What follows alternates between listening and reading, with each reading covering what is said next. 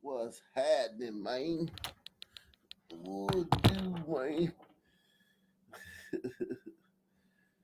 What's going on, man? Ugh.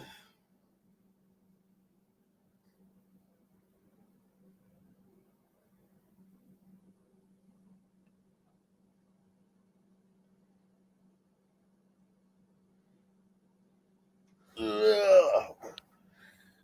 Ugh.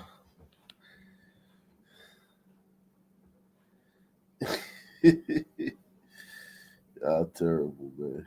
Y'all are terrible, man. I tell you, man. Y'all be picking on somebody, man.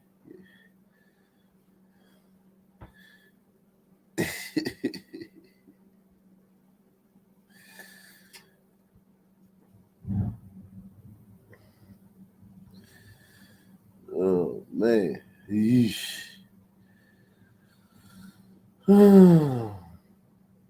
We gonna get into it, man. Tomorrow the Super Bowl, man. Tomorrow the Super Bowl, man.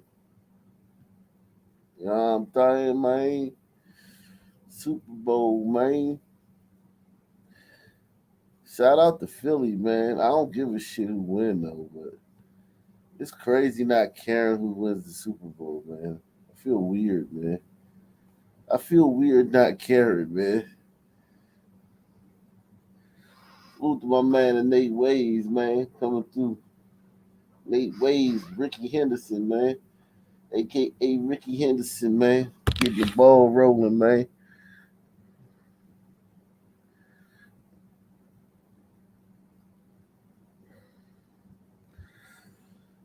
Yeah, man.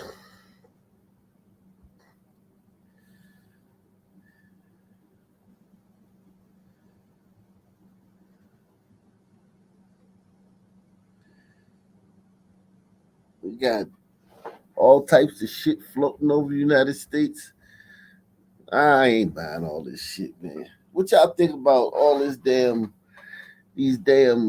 things flying over the United States and now all of a sudden, every time you turn around, there's a goddamn balloon or some shit flying over the fucking country.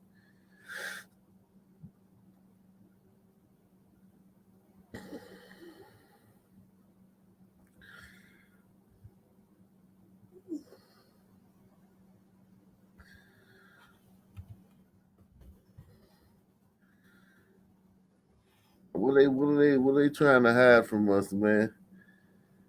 What are they trying to hide, man? NORAD, man.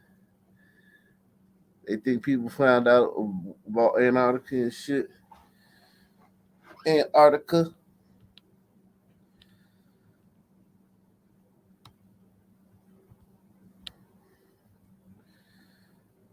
Y'all think we found out about Antarctica, man? We ain't found out about Antarctica, man.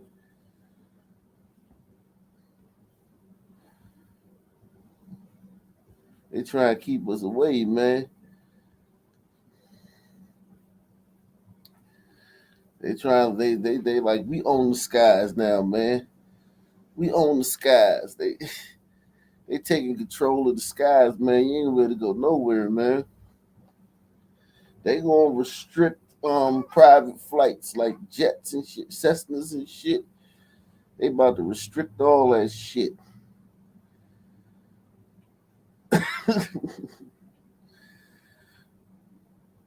You said Antarctica is nothing. You want the ice ring, man? The ice ring? Yeah, man. The ice ring is nothing, man. Right. The ice ring is nothing, man.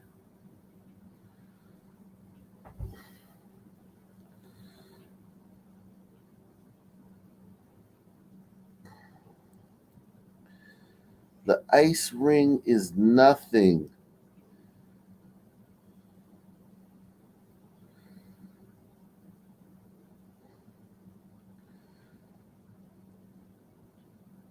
'Cause I realize, yeah, all my love is all I have, and my dreams are very special. All my life I wait for you, and today my dreams come true. You need me and I need you. You're very special. Our love is joyous. Yeah, we can make it. Oh.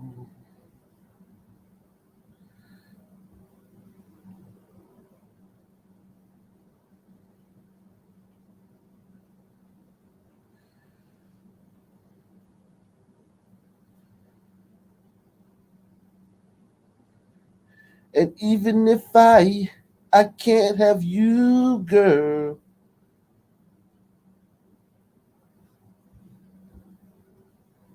Desires like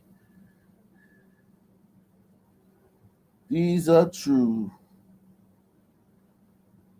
All my love is all I have, and my dreams are very special. Mm.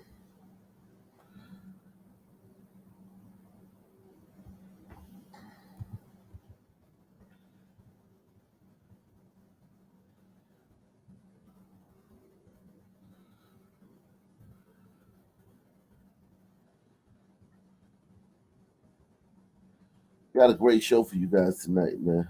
I mean, a great show. A great show.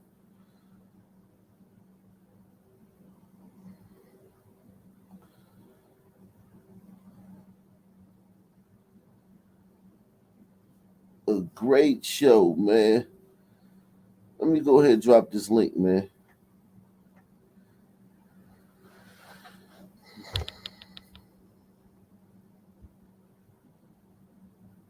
You said you doing requests? Yeah, man.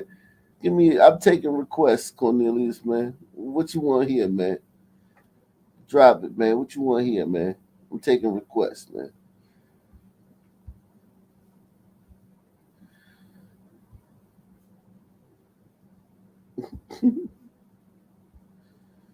You said please. I'm taking requests, y'all. I'll do one, man. Just one, man. Let me get my. He said, "See,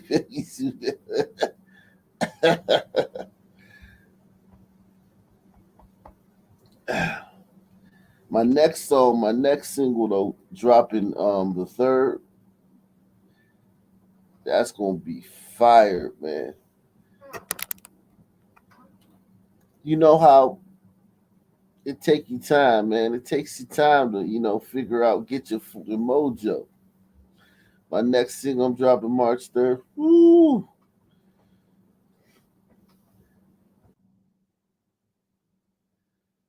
Sing it now. Now I can't sing my new single, man, until it drops, man.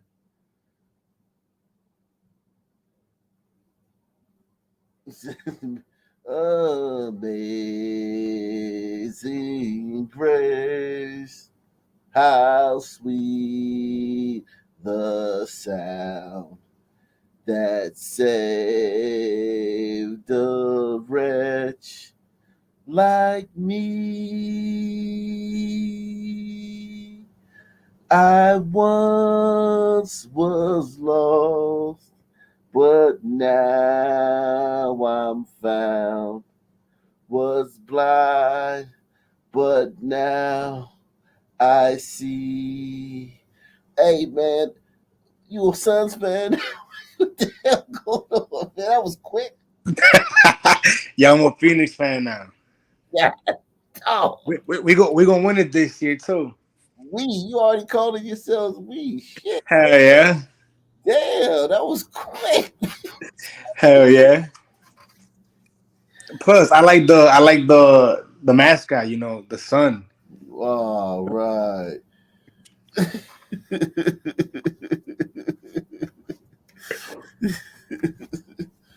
Hey, yo, I let Oh, me. man. I wanted to ask you a question, and I'm being serious when I ask you this. I probably no jokes, right?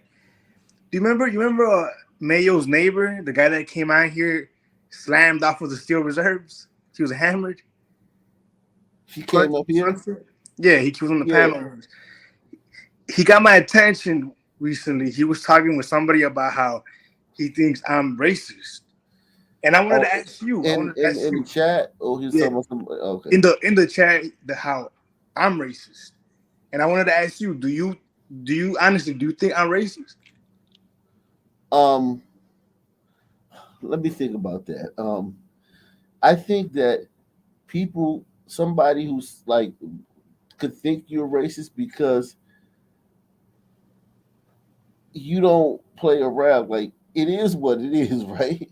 Right. And and you know what I'm saying? Like Yeah.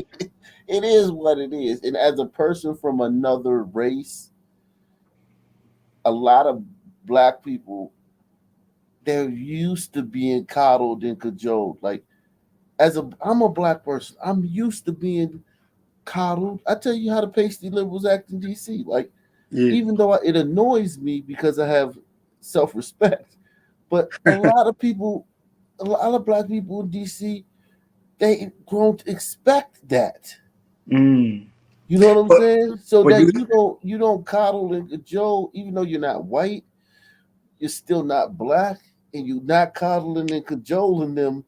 So Mhm. yes, you're racist. Mm. So I'm asking though, do you like you? Because I think at this point you know me to whatever extent, right? I mean, we've talked. Right, What do right. you? Because it got my attention. Was the conversation he was having with I, somebody, and I yeah, I just got. didn't hear what you said. You going in and out. What I missed it. Yeah, well, I'm saying he got my attention with the conversation he was having with somebody. Mm-hmm. But let me say this to you and to even him if he's hearing, right? How can I be I mean, I don't think I'm racist because when I see these stories, I saw a story 2 days ago where these Santines carjacked or took a Kia from a mother of two who needed that car, and it bothered me strongly. For her. Every time I see a story of another black kid catching a stray bullet, it bothers me. So It should. how in the fuck is how am I if I was racist, I wouldn't give no fuck. Am I wrong? Well, no, actually, that's not true because black people don't give a fuck about none of that stuff. They care about how you make them feel and how you, like I said, coddle and cajole them. So uh, you're only racist to black people. You're not really racist. You're the things you do present and give the feeling to black people that you're racist. Like some woman lost her car to a carjacker. 90% of black people, when they hear that story, their first thoughts of empathy are towards the carjacker. Shit. Mm, that is crazy to me. No, but it's true though. Like as far as like what made him do the white man. If it wasn't for the white man, he'd be fucking a CEO of some Fortune 500 company. You know what I'm saying? Or system made them do it. You know Mm. what I'm saying? Yep. They, they, Yep. they're not. They don't think about that woman. That woman doesn't come up until you. You would have to bring her up and be like, "Hey, what about the woman?" And they'd be like, "Oh yeah, yeah, that is sad." Like Damn. they would never on their own mention that woman. I've seen that. So it's like you dealing with a Mm. group of people, man, where it's like, yo, man, yo, I would stay out of the chat if I was you. If those type of comments will be because No, you no, no, can't no, you no. can't Nah, but I mean, don't get me wrong, Chief. Obviously, needless to say, I don't really give a fuck. I mean, right. I'm just saying it got my attention, and I was wondering if you thought I was racist. Oh, I mean, listen, man. I don't care if anybody's racist because I'm racist. We're all racist to some Yep. degree. No, I am racist. I Yeah. hate black people. Say no, I'm joking, but I'm racist. I'm a racist. I don't. I mean, the things I say about hombritos and about gliders, man. That's why I don't call them slurs. I don't call gliders like racial slurs, or I don't call hombritos racial slurs. Yeah, But they're in a derogatory manner. I but got everything I say about them is like what could be like misconstrued. stereotypes. Yeah, Like most hombritos are short, man. They're like 5'2". You know what I'm saying? Most hombritos, you know what I'm saying, got square heads in the back. Like the back of the head look like a fucking box and shit. You know what I'm saying? You know what I'm saying? A lot of hombritos, you know what I'm saying? Like I've been around hombritos like extensively in my life, you know what I'm saying? So it's like I talk about them in ways that other people may find racial. You know what I'm saying? I just don't think it makes sense to inhibit your instincts, right? Like if I saw, say, three white boys that looked like they're trouble, I'm not gonna shut down my my instinct to like watch out for them. Or same shit with anybody, right? Arabs, Patels. But unfortunately, the reality is that it's the Sun brothers that are, and for me, the Umbritos, because Umbritos will attack me. But the Sun brothers are the ones that are out here wilding out, like Nick Cannon. Yeah, I mean, Hey, go ahead, bro. Hey, Mad Pieces put in a comment. There are much worse things to be than racist. Yeah, one of them's dead. And if you're, Exactly. you know what I'm saying, if you happen to have the opinion given from certain facts you observed that neighborhood is not the best place to be in, you're not going to go there. It just might have to be populated by a certain group of people. It is That's what a it very is. good point. Look, I like to be alive. I'd rather die an old bigot than a young idealist. I think that's fair. So Strong and Grand, where you from? Virginia. Northern? Which one? Which part of Virginia? This is a big Southeast, the Hampton Roads. Tidewater. They don't call it Tidewater Yeah, there you anymore. They call. I heard they don't call it Tidewater anymore. I don't know. I've been in and out, just doing They whatever. call it like 7 so cities. I heard somebody say 7 cities or some shit like that. I guess I only go to 2 of them, so I ain't really worried about it. Okay, yeah, but yeah, I love that. I love that area of Virginia, man. That's a very, whew, that's like the Black South Beach. You know what I'm saying? Don't go to Newport News. Not for you. Just don't go to Newport News. Ain't shit going on Newport News. Yeah, man. I don't know, man. It's bad. I appreciate you letting me in the chat, man. Yeah, bad news. Yeah, bad news. Ain't that where Michael Vick from? Exactly. Yeah, bad news. Yeah. A lot of them. The kennels and shit. So also, you say, what is the logic behind just beating the double murder charge and killing a pregnant woman? Just can't comprehend the mentality. We will get into that. I can't. Okay. Yeah. We'll get into that in a little bit, man. We're gonna warm up the show with some other things, though. But we definitely gonna get into that. James Ivan says, "I'm gonna be honest with you, Chief. Wicked sound like a woman. He all in his feelings. Damn."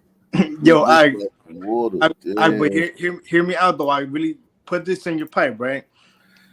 I'm in my feelings because some son man from, I think he was from Kansas, who came out here slammed up with the Steel Reserves.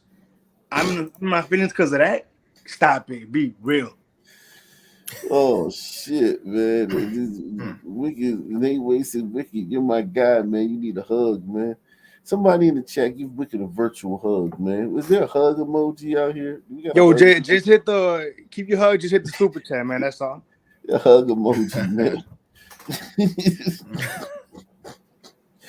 Yeah, man. Wicked, man. But now, Wicked does take a lot of pushback up here, man. I don't think nobody gets more pushback than Wicked, man.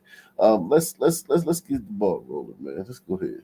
Tonight, a sad and very painful story to report, but a story that is so important in the fight against bullying. A 14-year-old girl dying by suicide in Ocean County, New Jersey, taking her own life one day after girls in her class beat her up. One day afterwards. Well, now her father and fellow classmates demanding girls in her class? What kind of girls are we talking about? Accountability from the school. A disclaimer, some of the video may be tough to watch. Here's Michelle Charlesworth. This is the Damn. school hallway assault posted online, followed by online bullying that this grieving father said caused his 14-year-old daughter to die by suicide. The cell phone video was taken 1 week ago. Adriana died Friday. They think it's fun to attack people and make videos and post them. Getting hit in the Who face with who does that? No, I'm serious, man. Because I mean, they're gonna. I haven't seen these videos, but I'm already. We're what, 44 seconds into the video. Four Yeah. sisters beat the brakes off this glider girl and recorded it, put it online, and then bullied her about it until she killed herself. And it's 44 seconds and we haven't gotten anything about, you know what I'm saying, race. No descriptions of the team. Nothing. Nothing. You would know. You would think you would think it was just glider on glider grind, right? They censored this getting top hit in screen the face with too. a I can't water see. bottle didn't.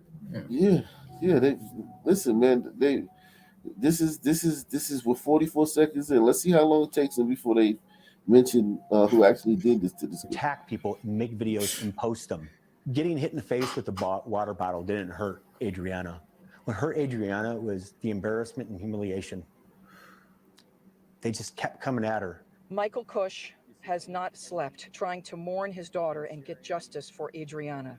The freshman was hit in the face with a full 20-ounce water bottle 3 times. On the video, punched and kicked, her hair pulled at school while classmates laughed and recorded the attack. What is all of this about? He says seemingly nothing but Damn. meanness and bullying. He says his daughter deserved none of this and was tormented after the videos were Look at all her bruises on her leg. They beat her from head to toe. posted online, and then when she saw nasty comments. Adriana was the most happy, beautiful young lady in the world. She loved animals. According to the father, 4 girls have been charged now with 3rd-degree felony assault after her death. No confirmation from the prosecutor's office. The school superintendent says in a statement, this was a tragedy. She blacks out, and they don't call Okay, her. they just said black deer. Said black. Bingo. Got him. Tragedy. She blacks out, and they don't call an ambulance. They take her to the nurse's office. There have been protests by students and parents outside the school saying this kind of thing has got to stop and has happened before. He stresses there was no accountability, no consequences for Damn. the 4 girls who went after Adriana. Had there been, she may not have felt so Well, terribly. if you were going to suspend those 4 girls, you'd have had to go find 4 glider kids to suspend. So it's like, because the numbers have to be even. And in this school, I just pulled this school up the other day. I forgot. I forgot, let me find the name of it. But the disproportionate. It's almost like I think it's like 8% son. 8% son. So it's like you would have to, if 4 sons got suspended, you have to like suspend like 12. That'd be like 20, maybe 40 gliders. You know what I'm saying? Because it's got to be, because no child left behind. They made it. You got to be even. Like the numbers got to pan out at the end of the year. If it's more sons suspended, you're racist. So, yeah. Liberal policies. So they couldn't suspend those girls. Alone. If this were taken seriously, he says, police and ambulance called, and the girls punished immediately, perhaps expelled, he's convinced this would have been very different. My daughter's never been in a fight before. Literally, she's. Now, how often do I talk about that, guys? These little girls these little girls, and they didn't even show you the whole thing. They like showing little bits of it. Mm-hmm. These little girls, what is this, 16, 17? These little girls have been in 100 fights already. Those 4 little girls combined, at least 100 between the 4 of them. Mm-hmm. And they're fighting a girl who's never been in a fight.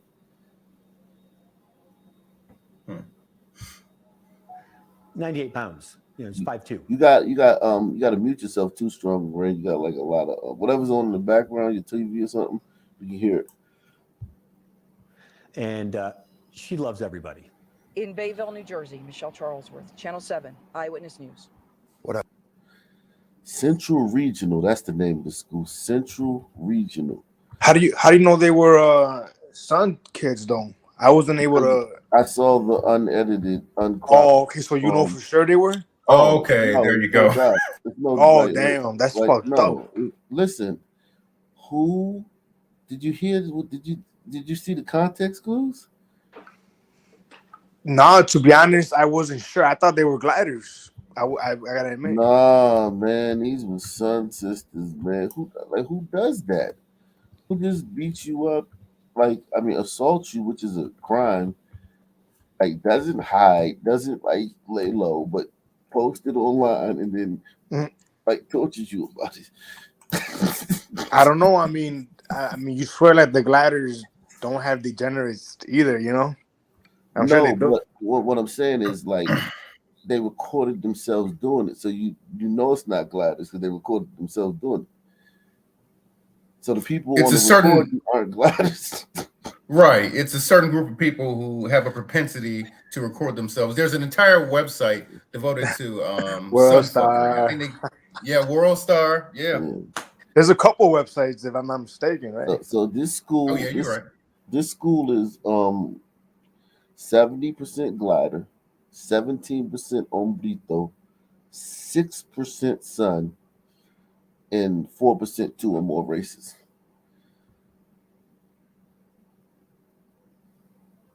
And this happened at this place. There's almost 1,500 students. Now it could be worse. It could be like Baltimore, where none of the students can add 1 + 1. Damn, that was crazy. It could be worse. Yeah, it's insane. I saw a video of this girl. They said that she like saved some kid from drowning. It's pretty sad what happened to her. Students at one New Jersey school say that officials are dropping the ball on a serious issue: bullying. The father of a 14-year-old says bullying drove his daughter to suicide. Today, students staged a walkout at Central Regional High School to draw attention to. This is what the school looks like. These kids here are tired of this shit, man. Because that little 6% of the kids are like just fighting all the time and causing all types of violence. A pattern of bullying that they say the district is ignoring. News host Brian Thompson is in Berkeley Township and has those details. A pattern of bullying the school system is ignoring. If these kids were bullying people and beating up people of color, would the school system ignore it? Oh, if they're beating up kids of color? Oh no, yeah, definitely these not. kids were the perpetrators in this yeah. That would be the front page of CNN, MSDNC. You already know what it is, man. Yeah. True. So there's a lot of context because the school system's ignoring it. They're just letting these girls and these boys just terrorize the school, even though they're 6% of the population. That 6% will terrorize the teachers too. News host Brian Thompson is in Berkeley Township and has those details.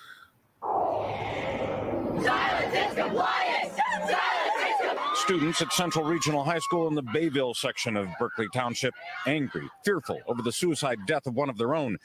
After this video was posted to social media last week of several students attacking 14-year-old Adriana Kush, walking with her boyfriend in the hallway for no reason yet disclosed. 2 days later, she took her life at home. Her father outraged police weren't called. A kid is assaulted with a weapon, and it's not their policy to call the police or to file a report. Michael Kush tells me his daughter was taken to a nurse, not the hospital, even though she blacked out and had bruising over much of her body. His outrage reflected in the 200 or so students who protested throughout the school day, skipping class, demanding action. I would like them to actually teach the people who bully what they're actually doing and how it affects them. Parents were here in support of their children, not demanding they go back to class. One neighbor here even sharing this video that shows her daughter drowning in her backyard pool and Adriana jumping in to save her life. She was like a daughter. Wow. That girl's a special person. To me, she was at my house almost every day. This demonstration didn't end until the school day did. Pizzeria owner Tony Favola bringing pies with a strong message of support inside. The police wouldn't let him cross to the kids across the street. The support appreciated by Adriana's father, who thinks he knows the cause. I do know why it happened. It happened because these two haven't liked each other for a couple years, and she had been threatening my daughter online. The school is not commenting at this point, only sending home a letter alerting parents to Adriana's death. Michael Kush wants justice. It was a felony assault. They don't file a report. That's obstruction of justice. They're absolutely refusing to protect our children. I mean, why would anybody want to send their kids there? We went by the superintendent's office but have not heard back. The prosecutor is having no comment, but Kush says he's been told by the prosecutor that criminal charges will be filed against at least 3 of the 4 girls who were involved in the attack on his daughter. In Berkeley Township, Brian Thompson, News 4 New York. Now, to a concerning trend of bullying at a New Jersey school. After a student who was bullied killed herself there last week, now new videos of bullying attacks on students have surfaced, and it shows that this doesn't appear to just be a one-time event. News 4's Brian. See that son sister right there? That was his son sister. Brian Thompson live in Berkeley Township with what has parents. There's 6% of the population at this school. Parents understandably outraged. Brian. Yeah, Adam, and at this moment, we're starting to see the first people arrive, friends and families of Adriana Kush, the girl who took her own life last week at this funeral home behind me here. This is the public viewing. The private services will come later this weekend. Adriana! What do we want? Justice! Students at Central Regional High School walking out of class again today, upset over the suicide death of 14-year-old Adriana Kush last week and the school's response to the tragedy. They didn't send out a letter until like 2 days after she died. They tried to hide it. They didn't want anyone talking about it. Superintendent Triantafylos Parlapanides disputing that claim in an exclusive interview with me, saying it's standard practice for the school to notify police.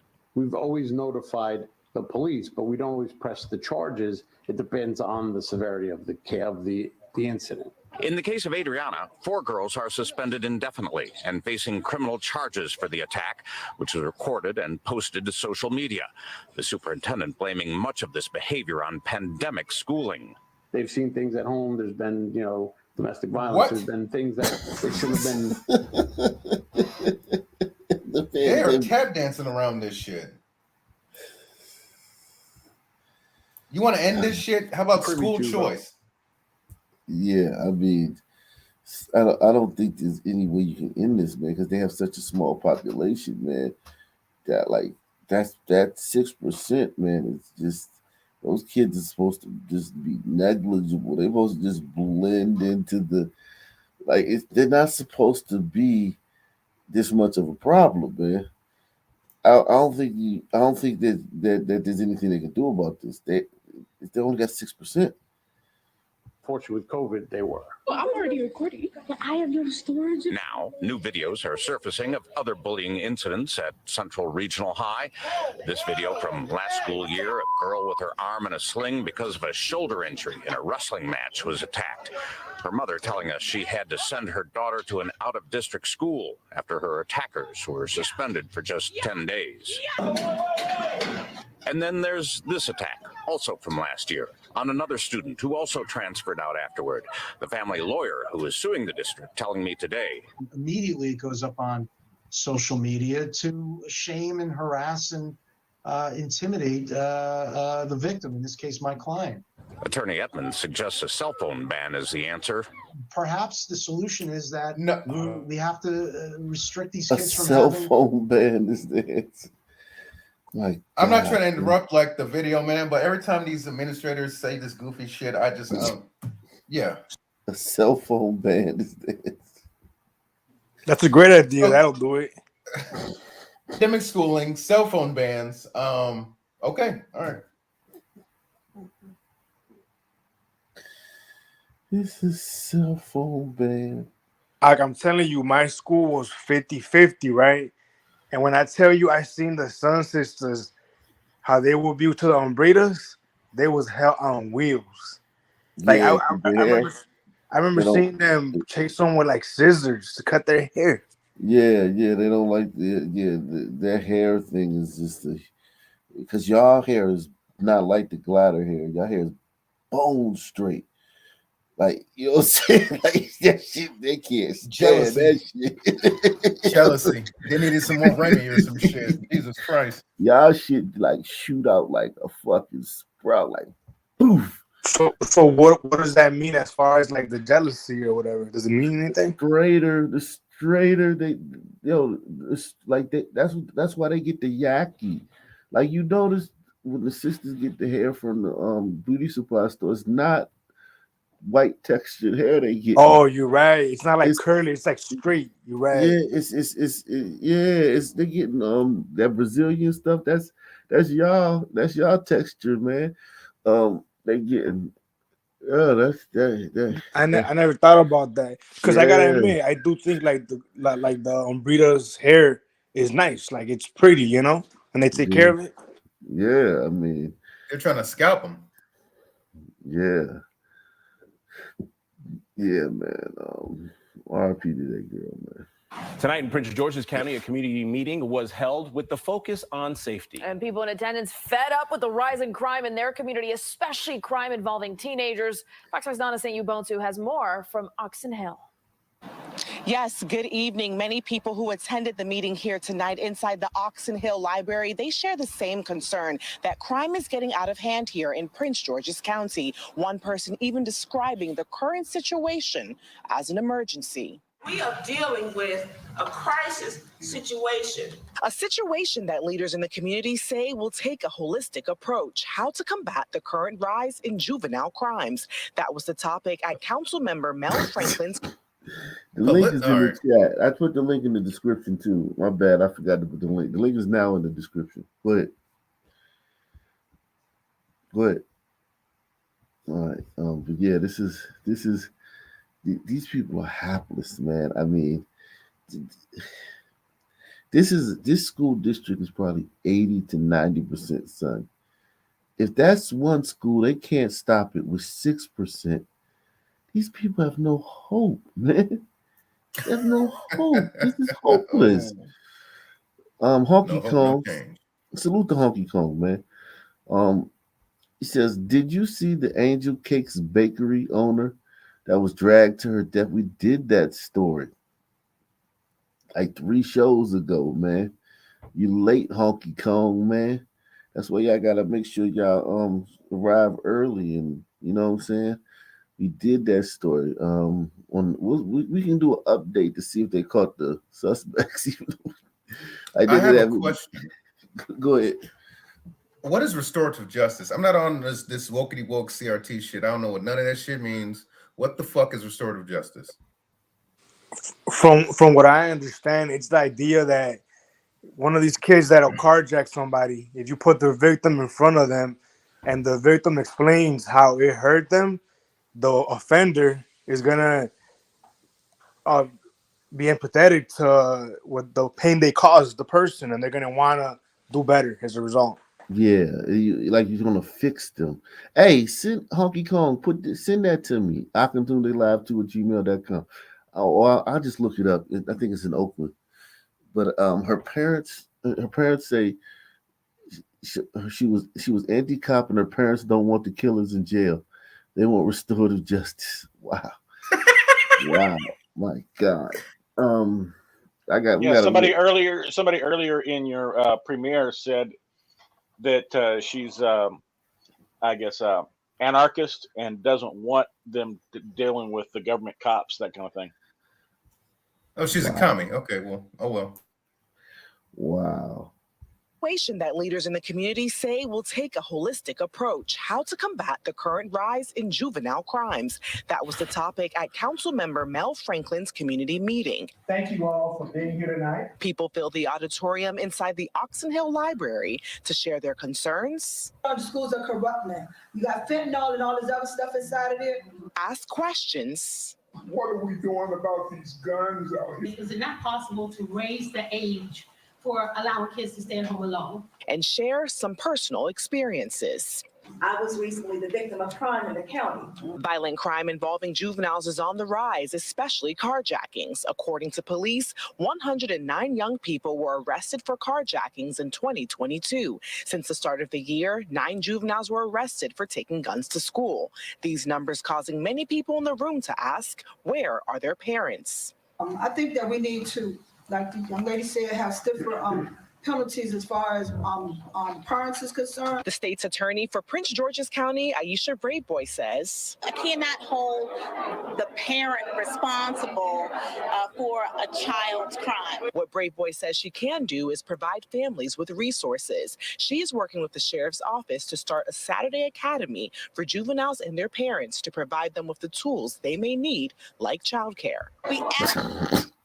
It's God. She only saying that because she has bad kids. She says we can't hold the parent responsible for the child's crime, but the minute a glider gets out there and gets the gun of someone and goes and commits a school shooting, she wants to hold the parents responsible. Yep. But there's different rule. Like we all know, and there's an agreement that we all have in America that, you know, they just can't cut the mustard. So you got to treat them a little different. And everyone accepts that. On Burritos, Tigers, you kind of do, man. I mean, everyone, you know, like they're a little remedial, man. Just, you know, like don't hold them to the same standard. And let's just push them along, and let's try to make the best of this bad situation, and that's what basically everyone's trying to do, man. And even this woman, once you get into a position of power, like I told you guys, when I became a manager over sons, it changed my whole perspective. Even though I was already red-pilled about that shit, having to be in charge of them. Like officially, Absolutely need to be able to focus on how do we give them the support that they need so that these young people are not making bad decisions. Councilmember Franklin says he's heard the concerns of the community and plans to take them back to council and figure out an action plan. I do believe youth employment is a big part of this, and I think whether it's just connecting youth to the existing jobs or creating jobs that are more interesting for youth to get them out of the cycle of crime. Not just jobs. Now the job has to be interesting. So it has to be fun. It has to be something that, you know, it's not just enough to give them a job. But let's be honest, they don't want your fucking job. Right. Yep. They love stealing cars. Right. Yeah, that's why they have to make the job fun, because they don't want your job. So you got to make it a fun job. They basically, at some point, are just going to have to set up a zone where they set up a little like city, kind of like the Truman Show, with cars and people. They may be paid actors or something like that, and you just let them just commit their crime with like fake laser guns and shit. Like the people, the actors have like little like LED like vest on, and when you shoot them with the fake gun, they and then they like fall out. Like you have to like simulate like GTA for these kids and just let them go get that out of their system, because you can't really like there's no solution, man. There's really no solution to this, man. In a 90% Sun County. There's absolutely no way to stop this. I think that's 90%? another action item. One resident says the turnout in the room today shows how serious the community is about putting an end to the crime. Oh yeah, this is your county. Good luck. Yeah, I didn't even know they even had a meeting about this. I definitely would have went there. Yeah, this was a few days ago though. You would have gone there and said what? Oh shoot! I've been thinking about. I put this in the post too as well. creating like a non-violence block, whatever. If you commit any crime in that area, there's no plea deals. There's no, you get stiffer, crazy penalties. Instead of 10 years, it'll be 20 years. It'll be hell if you commit a crime in that particular zone. That's what I would have said. They'll still commit crime there, and you'll still have to slam them with this hard penalty. Well, they'll just have to go then. They won't be back on the streets. You won't be back on the streets at all. Those people will look. You really. Them folks will look at you worse than they would these fucking criminals for saying that. Yeah, you're right. Exactly. We want change. We want something different, and we want to all come together to ensure that happens. Now, to take a closer look at crime stats and data in the county, visit our website at Fox 5 DC. They don't want solutions. When does the crime go down in PG County? That's my question. There was a slump in it in the 2000s. The 90s was really bad. In the 2000s kind of slumped down. And even the 2010s until late in the teens, and then Floyd happened, and then we're back to the so let's see what happened to our cake boss from Oakland, man. Let's see what's going on with her. It feels like there's absolutely an opportunity for us to stand in her values and support the world that she wants. Stand in her values and support the world that she wants. After her tragic death was announced, friends and family of Jen Angel released a plea that if the people responsible for her death were caught, they are not to be locked up, but to be offered restorative justice. Now, certainly. What? Holy shit. Check out the comment section on this one right quick. There you go. I read the comment section, man. No solutions. So the guy says, protecting people who have done evil isn't virtuous, it's cowardice. He said they're really doubling down on this nonsense of not punishing murderers. Wonderful. They don't have the right to grant restorative justice because of other future victims of these killers of Jen Angel have the right to not be killed. If you have a dog and it goes and bites someone, the police typically put it down. The reason is that it is not for the safety of the first victim, but for the safety of future victims. So this is Jen Angel. I appreciate all of the businesses who have had their windows broken during the protests, but say they understand why it happened. It says, we have restorative justice here in Texas. It's called the death penalty. Wow. Yeah, no one's feeling her, man. No one's. It's ridiculous their position on handling justice for the people that killed her. It's her attitude towards restorative justice that puts all of us in danger, more so now than ever. They don't get to decide to let the person off to claim another victim. Wow. Wow. Shout out to David Dorn, man. Yeah. This is crazy. No one's feeling this. No one. Locked up, but to be offered restorative justice. Now, certainly, it's a request we don't hear often from the loved ones of crime victims.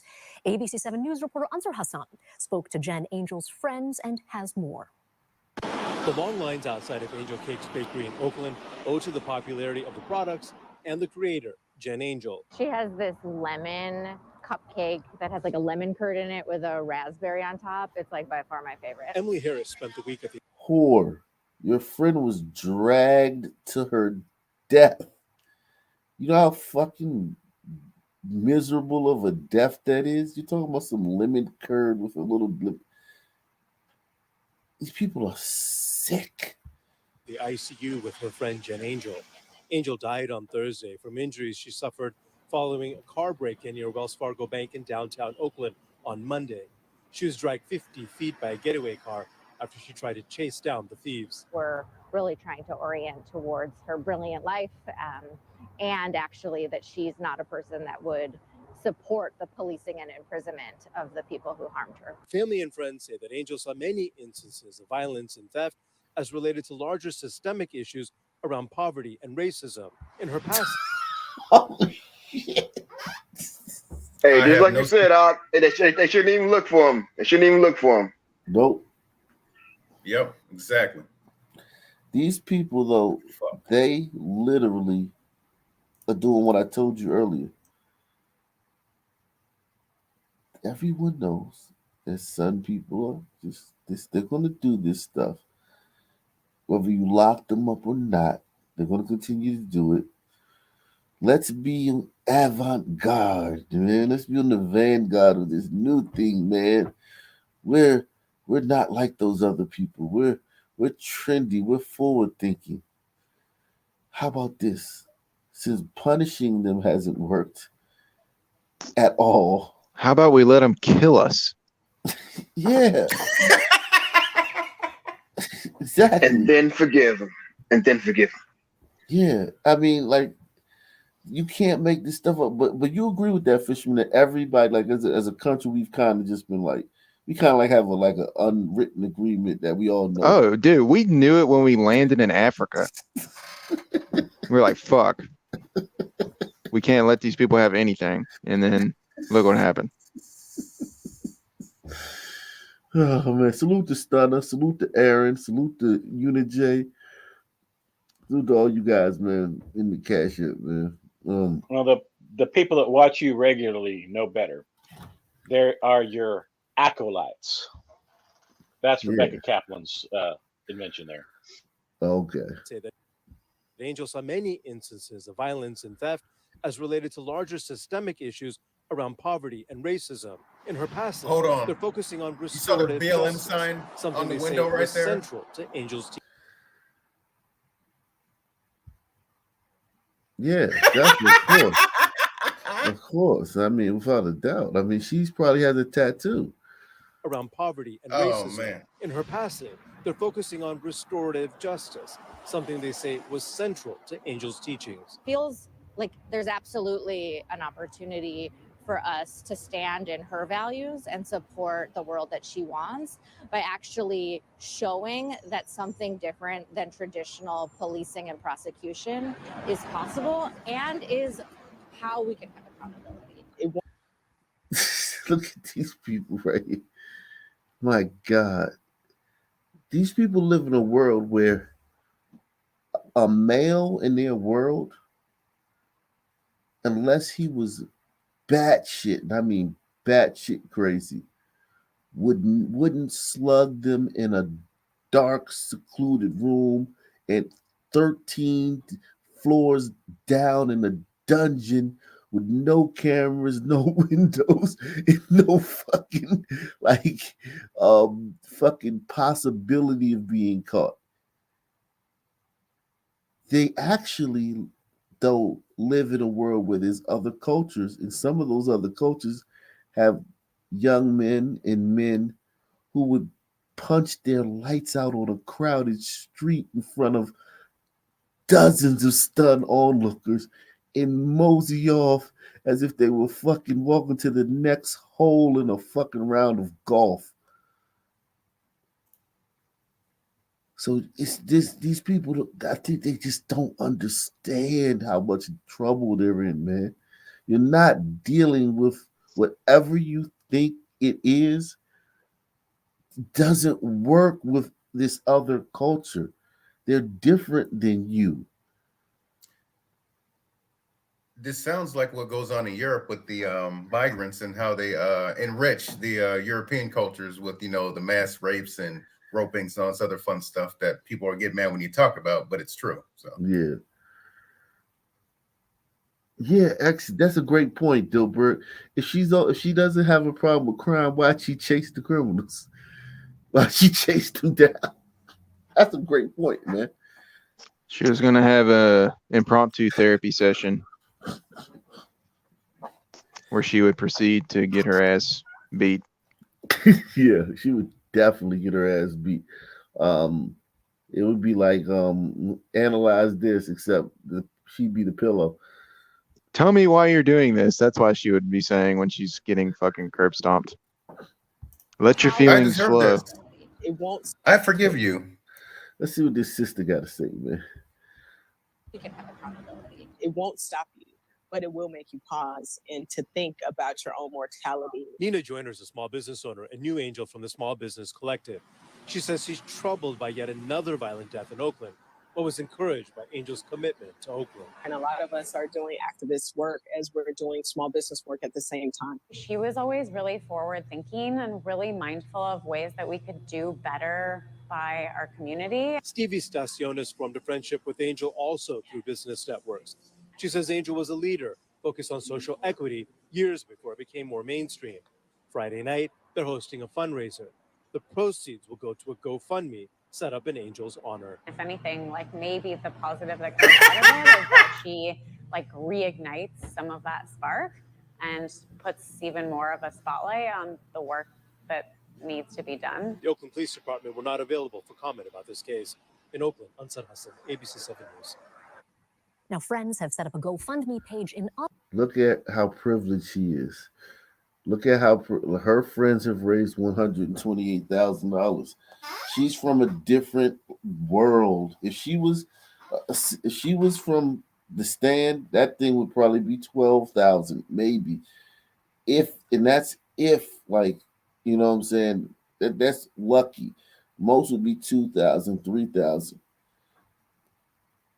If she was killed by who killed her. You know what I'm saying? By who killed her. Yep. Wow. They keep talking about all this work that needs to be done, but none of them really know what the fuck that means. Right, exactly. Right, you just talking.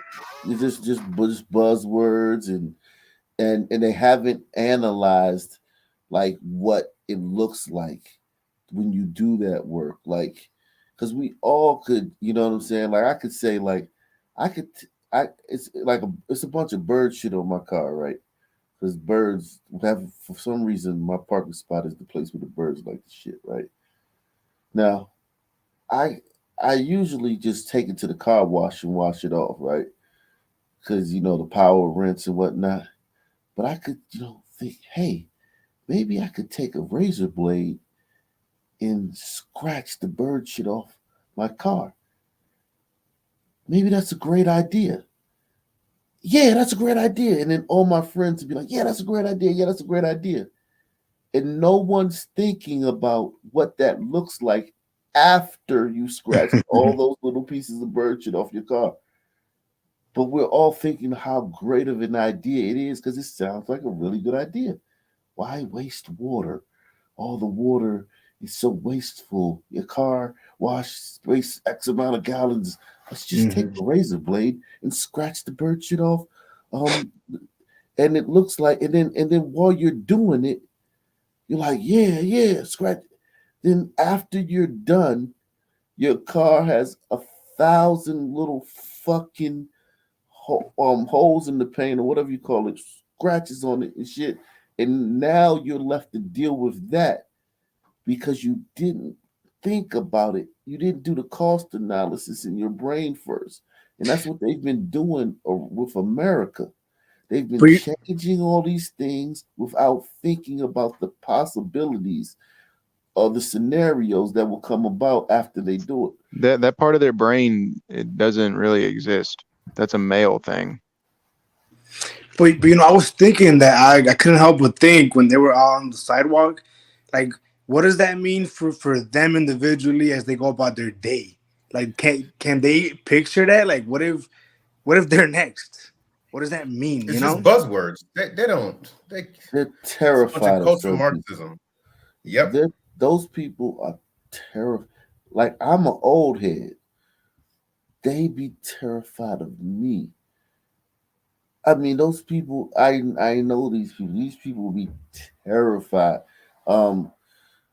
But publicly saying these things bring these people such gratification. whatever gratification, whatever high, whatever social credit they get in their little world from saying these things publicly and letting this be their public face, they must be so fucking good, must be so fucking, that nut must be so fucking intense, because it's like, I know these people are terrified of some people. Horrified. Have you ever watched the Survivor show? Like it was Bear Grylls when it was men versus women. Oh no, I didn't see that one. You should go, but like, just, you don't have to do it for the show, but whenever you're bored, you should look it up and see what the women were doing. Oh, on Survivor? Yeah, because it was really not good. Yeah, Naked and Afraid. I was more of a Naked and Afraid guy. Yeah, women, they suck at Naked and Afraid, but yeah. Honor of Angel, it was originally created to help pay for medical expenses to support her family and her bakery. So far, you can see it has raised more than $128,000. Well, she ain't worth medical bills now. She dead. Thank you. And new details on a horrific story out of Oakland. The owner of a beloved bakery has died from injuries. Yeah, but dying is expensive too. Yeah, man. Dying ain't cheap. Nah, it's not. Burying you ain't cheap. Let's see. Let's go to your town. Look at. This afternoon in court, we learned that the 16-year-old suspect named Christian Acevedo was expelled from Benito Juarez High School and, according to prosecutors, is affiliated with a gang. In court today, the judge presiding over the bond hearing denied bail for Acevedo. 15-year-old Benito Juarez student Brandon Perez and 14-year-old Chicago Bulls prep student Nathan Villegas were fatally gunned down outside of Benito Juarez High School last December 16th. Two other 14-year-olds also shot survived. In bond court Saturday, Cook County Assistant State's Attorney Thomas Darman named 16-year-old Christian Acevedo charged as an adult as the alleged shooter. It's a tragedy of the highest order. Darman says students had just dismissed school when two groups formed outside of Juarez. He says Acevedo walked to the group Perez, Villegas, and another victim were part of and asked Perez if he was part of a gang. Victim one asked the defendant why he wanted to know. The defendant walked a few steps away, but turned back around and shot the victim one in the head. Surveillance images from the scene capture who prosecutors believe is Acevedo running from the school. On Friday, family members representing three of the victims expressed their disappointment in what they call a lack of information about mental health support and updates to the case. The families say they found out about the arrest through the media. Where's the sit-downs? How come we weren't more aware of everything that was going on? Ma'am, you have fucking 700, 800 murders a year in your fucking city. About 4 or 5 times that as non-fatal shootings. If they sat down every time they got a new piece of information with every fucking family, are you fucking kidding me? They act like they live in fucking Mayberry with Andy Griffin and fucking goddamn Mr. fucking Barney Fife gonna just pull up to the house and fucking be like, hey, Mr. Jim, we found the guy. We got new information on the story. Hey, leave my town out of this shit. Right, man. Like, what the fuck? People live in a place where there's like literally 10,000 people were murdered last decade. Like, what the fuck? And how many of those cases were solved? Prosecutors say several witnesses and a CPD member identified Acevedo as the shooter. A member of the Chicago Police Department has had 4 prior encounters with the defendant that were captured on body-worn camera. This officer identified the defendant in still images from video taken in the area before the murders. Acevedo was arrested at his home February 9th. Inside the defendant's bedroom, officers located 4 firearms. 3 firearms were contained within a backpack at the foot of the bed, a 9mm Glock, a 10mm Glock, and a .40 caliber Glock. 4th firearm, a 9mm Glock, was located wrapped in a sweatshirt on the defendant's bed. The attorney representing Acevedo says that he lived with his father and 2 sisters. The judge says that Acevedo could face life in prison. His next court date is scheduled for March the 3rd. Reporting live from 26th in California, I'm Jewel Hillary, WGN News. Hey, In less than 24 hours, we have had. I'm just honestly impressed and surprised that Kim Fox's office approved charges on that. You know, think about that. Think about what that means. Like they're gonna ruin that kid's life and any chance of changing. Restorative justice, yeah. He's going to be in prison for the rest of his life. I'm sure it breaks their hearts. But hey, he's an burrito. They don't care. Well,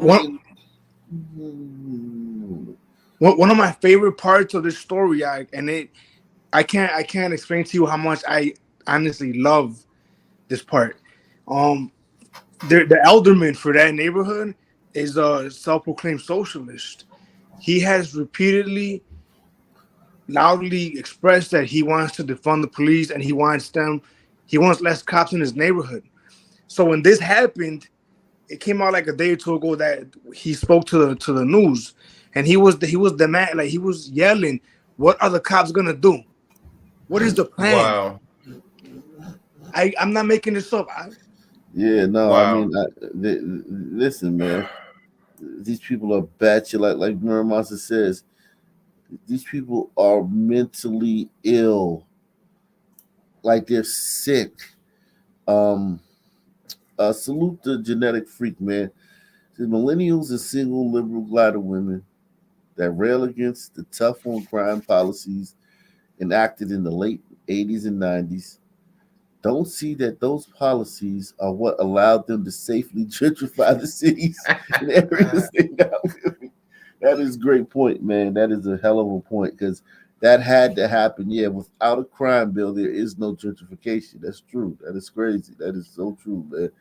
You had to like set the fucking groundwork for them. Yeah, they couldn't have come in the 80s DC or 80s Baltimore or 80s Harlem and fucking gentrified that shit. That's true, man.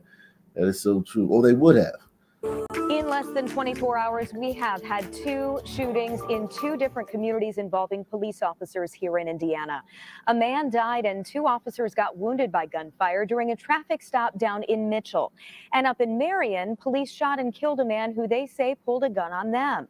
Our Logan Gay tonight shows us body camera footage from that incident. You're not getting, put your hands behind your back. Take a look. Wow. Put your hands behind the back. Let's see. I'll get up. Yeah, right. Like, let's see what he does. You got a taser, you got a gun. All right. Put your hands behind your back. Take a look at this body cam footage. It shows a Marion police officer during a traffic stop with 34-year-old William White. Get back! Investigators say the Yeah, like that type of behavior. This is no different than Tyree, man. Like this. Even cops probably had the same thing, man. Like, where it's just like, yeah, I mean, they just don't respond to commands, and they just don't, comply. So it's like, it just is what it is, man. Like, we got to do the best we can, but there's nothing we can really do about it. We can't change it. It's set in stone. I saw a code blue cam of a overweight glider chick that was going about 135 in a residential area, and it pulled her over and stopped her and pulled her out of the car, and she was spouting all the anti-cop stuff, and she's like, had a passerby go and help him grab the cuffs because he didn't have the cuffs on him because he wasn't expecting to arrest her immediately.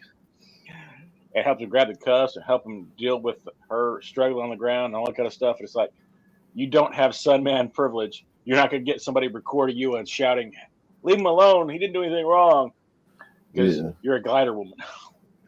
Yeah, this right here, man. It's just like there's no cure for this. You can't fix this, man. You're stuck with this type of behavior. with 34-year-old William White.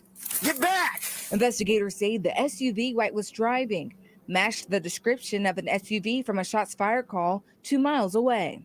You can see White getting out of the vehicle here. Hang tight in the vehicle, man. Then he takes off. Come here. So he runs. Oh my The God. officer chasing after him warns him to stop. Stop! Police, you're gonna get tased! The officer tases Just think White. about this, man. They had a shots fired call. They pulled the car matching that over 2 miles away. They allowed a guy to get out and circle the car. At one point, he's out of their view. What are these cops doing, man? I mean, I get it. They're terrified. That guy should have been shot. They don't know. He hasn't been frisked yet. He hasn't been patted down. He just, They're afraid to shoot a black man without a direct threat, easily quantifiable. They don't want to get hit with a murder charge, Jack. Exactly. On the news. Exactly. Way. You can see White getting out of the vehicle here. Hang tight in the vehicle, man. Then he takes off. Come here. He's running. The officer chasing after him warns him to stop. Stop! Police, you're gonna get tased! The officer tases White, but it doesn't work. Stop! State police say that's when things escalated, and William White pulled out a gun. During a scuffle, the officer's body camera hits the ground. And at some time, White produced a Oh, handgun. God. And the Marion police officer fired at least one shot from his service handgun, and then ultimately White died at the scene. Police say this is an outcome no one wanted. This is a tough thing I to do. go through, and no police officer wants to have to go through this, and we don't want to have to be the one knocking on the door saying that someone's loved one's not coming home, regardless of the situation. Nah, fuck them. And we understand no officers were injured in that shooting. State police who are handling the investigation say the officer who shot the suspect is now on paid administrative leave, and the results of their investigation will be sent to the Grant County Prosecutor's Office. For what? For what? God, man. And Randy, first of all, how is that child doing now? Well, guys, I'm told that the young man was taken to the hospital after this all happened, but he is. I think we did this one the other day. I saw man. another one where a man gets stopped for going 50 on a 25 and immediately gets out of the car as soon as the officer walks up, and he's like, "Sit down, please. Get back in the car. Sit down, please. Get back in the car." And then he tries to reach for the guy's gun. And the guy just wrestles him to the ground and ends up arresting him. But it could have easily gone south and been another shooting. Yeah. Let's see this, man. Oh yeah, this one. Yeah, I'm in this bitch with a couple killers, man. Billy Adams is known in the rap world as Ace NH. But in the real world, he is a double murder defendant. In November of 2020, Adams is accused of gunning down 2 men in a converted recording studio in Lutz. Investigators say Adams is a gang member, and they believe the shooting was connected to a gang feud involving weapons and money. I was facing my computer and I heard 2 gunshots. Joseph Meeks owns This is the fucking engineer, the fucking glider engineer. Yeah, he didn't know what he signed up for. One of the most dangerous places for Sunman is a recording studio. Yeah. And everyone else. I minimized my World of Warcraft, and next thing I know, fucking bullets going everywhere. Rest in peace, L.A. Capone. Yeah, man. money. I was facing my computer and I heard 2 gunshots. Joseph Meeks owns a studio and witnessed all of it. He testified during Adams' bond hearing. What did you see? Basically, all I seen was the people not moving and Adam standing there with a gun. Aside from being a rap artist, Adams graduated from USF with a bachelor's degree in science in management. There are no solutions. Someone says Fisherman plays World of Warcraft. Confirmed. There are no solutions. So the rapper has like a bachelor's degree. Interesting. Many of them are like that, man. You'd be surprised, man. Many of them are like that. Grew up in great homes. Went to private school. You'd be surprised, man. You'd be Spend all that time going to school to throw it away and go to prison. Yep. Artist Adams graduated from USF with a bachelor's degree in science in management. The judge agreed to release him on bond with conditions that include house arrest. He got released on bond after killing 2 guys. After that testimony from that glider, they still let him go home. They put that glider. That puts that glider in so much. You know what I'm saying? Yeah, like what's the point of cooperating? Like, because obviously we know this guy when he gets out what he's gonna do, but it's like, wow, like, can you imagine being that glider? Like, you're thinking, okay, well, you know, I mean, like I did snitch technically, but I'm a white guy, so I mean I'm held to a different standard, but still he might be mad. But and then it's like judge is like, all right, you can go home now. It's like, what? I don't know. Science and management degree sounds like a BS degree. Bullshit, not Bachelor of Science. Well, I mean, turns out it's both. Well, yeah, but you know, like, you got a degree, man. Like, whatever. You know what I'm saying? Like, whatever, man. I mean, like, what do you have a degree in? I mean, like, you know what I'm saying? Like, he got a degree in something, man. So it's like, you know, it is what it is. Adams graduated from mechanical USF engineering with a bachelor's degree in So science you have in a degree in mechanical engineering. Okay, because you wanted to be a mechanical engineer. I don't think this guy wanted to be a mechanical engineer. So he went to Penn State first. Now he's going to go to State Penn. Yeah. Perfect. management. The judge agreed to release him on bond with conditions that include house arrest and an ankle monitor. But now Adams tells the court he and his family are sitting ducks after receiving several threatening text messages. Your whole family's gonna die. We want you first, then we want your brothers, then your parents. I want the whole clip dumped into your head. The threats go on and on.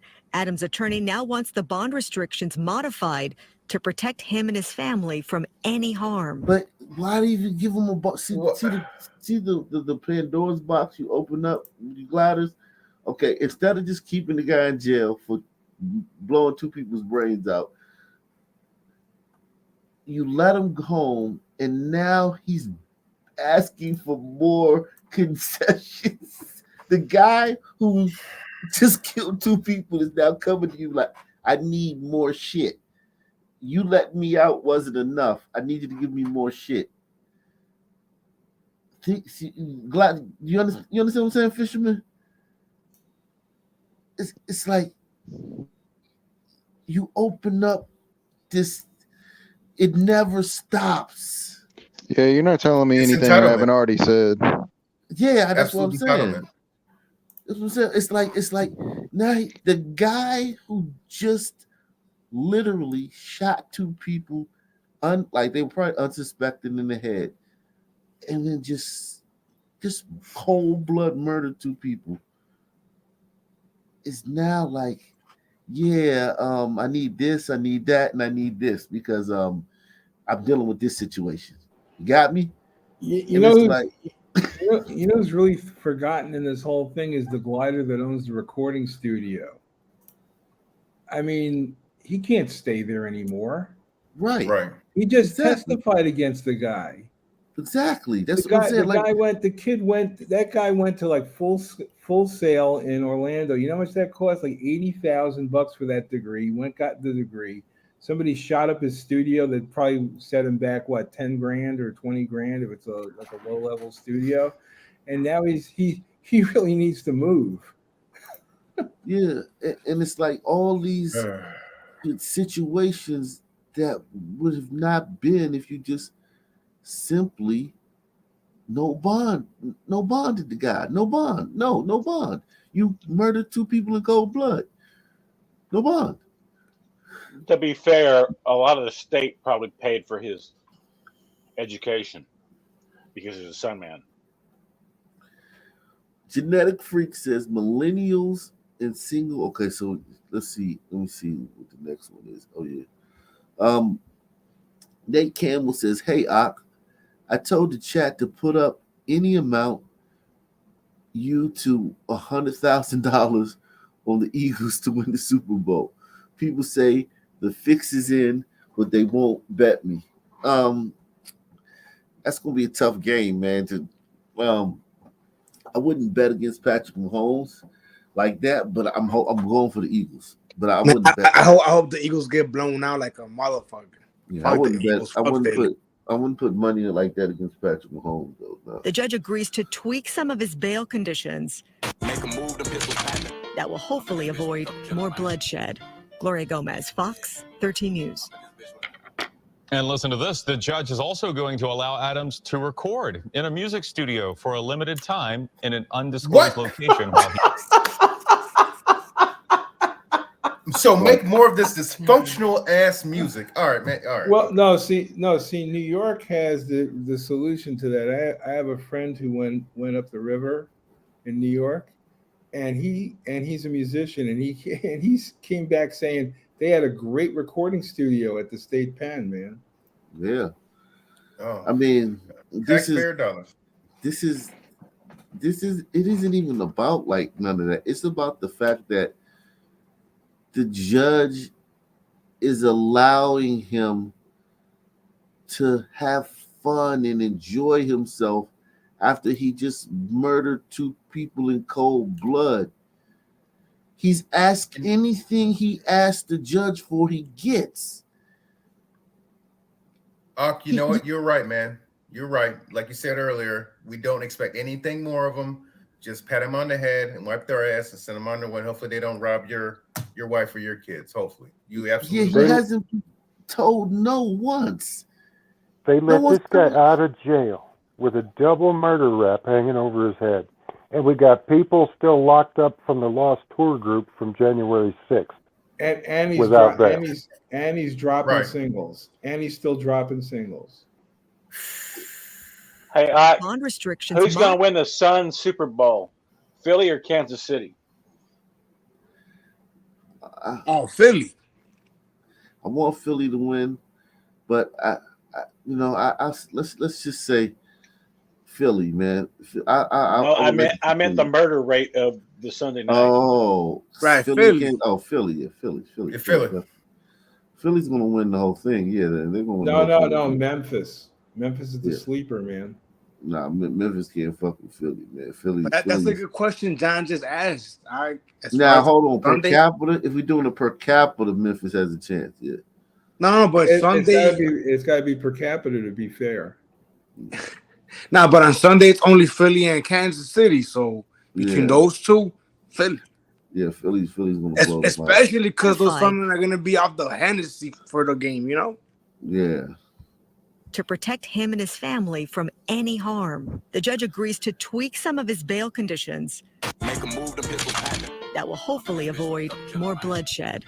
Gloria Gomez, Fox 13 News. Probably give him a gun permit. And listen to this. The judge is also going to allow Adams to record in a music studio for a limited time in an undisclosed location while he awaits trial.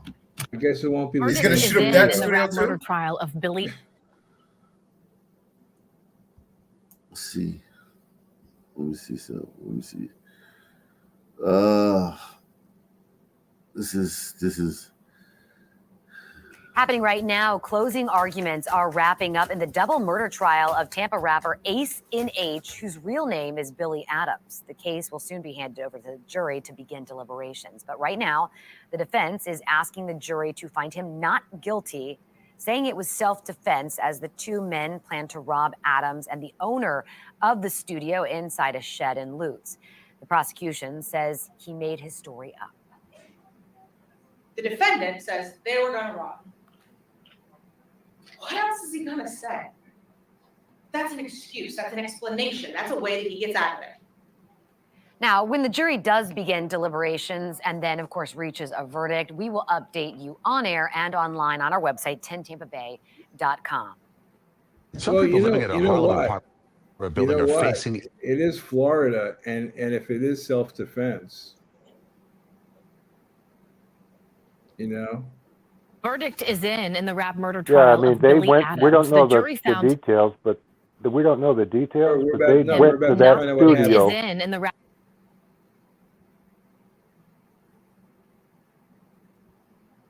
Verdict is in the rap murder trial of Billy Adams. The jury found him not guilty of killing 2 men. Billy Adams says he feared for his life when he pulled the trigger. The prosecution and his lawyers had one last chance to sway the jury during closing arguments. Investigators say Adams planned the execution of Daniel Thompson and Trayvon Albury in a recording studio 2 years ago. But Adams claims the 2 men planned to rob him and the studio owner. He says when one victim pulled out a gun, he took action and defended himself, and the jury believed him. Just a few minutes ago, they handed down their decision. We, the jury, find as follows: to count 2 of the charge of murder in the first degree, Trayvon Albury. The defendant is not guilty. Is this your true and correct verdict? I wonder if any of So those the jurors score- feel guilty. In Florida, What happened after? In Florida, Right. it's a tie score for Trayvon's. Nah, Sunman is up 1,000 on Trayvon's in Florida. Trust me, man. Trayvon's get whacked out in Florida all the time, man. Yeah, but so this guy gets off for double murder, man. See, that sigh of relief there. The jury also found Adams not guilty in the murder of Daniel Thompson.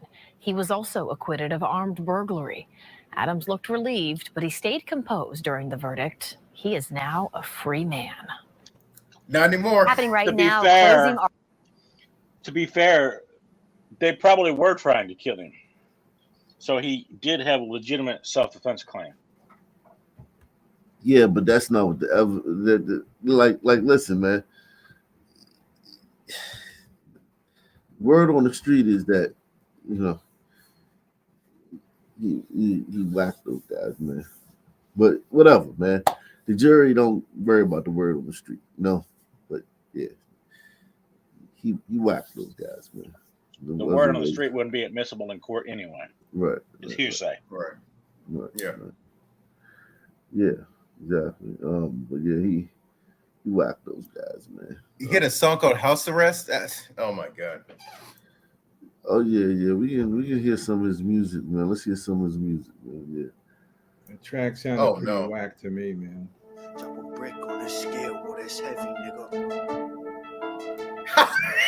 I've been letting them breathe for too long now. I'm back just stepping on shit. Get over them, ain't doing no talking. Don't say names, ain't making no diss. They gon' hate on me for sure. Why they frontin' like they won't smoke? All I see them do is go make posts, but they ain't never tryna drop the low. And me, I walk on beats like Jesus, walk on water, bitch, I'm him. Standing on business, don't try that shit. Look, they know better, we ain't nothing like them. Niggas be saying I'm sweet, show me. Random folks acting like they know me. I don't be flexing, I be too low key. I spit crack, that's why they OD. I ain't been rapping too long, I guess that's probably why they feel some type of way. I came in and took off on them, doing my thing, fuck what they say. I'm good, I'm living great, don't worry about me, just know I'm paid. They just mad, they ain't making no noise. Whenever they drop, they get no plays. Niggas be talking about all that street shit, they end up on paperwork. I ate the verse and she ate the purpose, she threw it up and went crazy first. Niggas do too much capping, I ain't never seen them in no action crazy. Don't got time for distractions, people knows that they keep on asking. Is your ops ever gonna slide? No, still be toting that fire? Yes, rolling off of them jiggers, go. I got motion, we up next, she gon' live with me. Ain't no question guaranteed, everything you paid for, I get the same thing for free. I'm still tapped in, it's that house arrest and they gon' feel me. I know I got a press and they be all working with the police. I'm just moving smarter and I'm playing chess.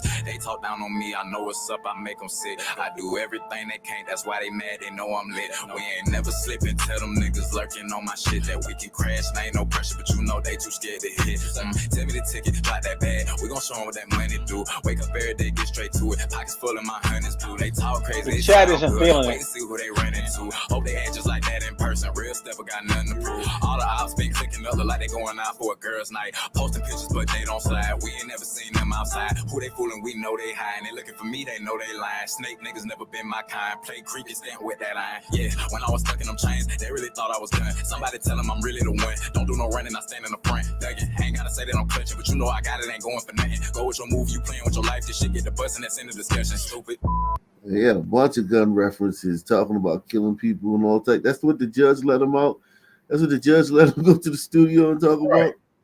Wow. Man. Adult children. Yeah. Wow. You're right, man. Oh, he's a rolling 60s Crip. Okay. He's a rolling 60s Crip. Yeah. What, Nipsey was rolling 60s? Yeah, but he's a Florida version. Like, this is like some shit where like they adopted a block in LA, even though in Florida they're repping a block in LA. It's just bizarre. It makes no sense. Yeah. Yeah, man. Wow. But yeah, man, he's serious though. Like he's seriously with it though.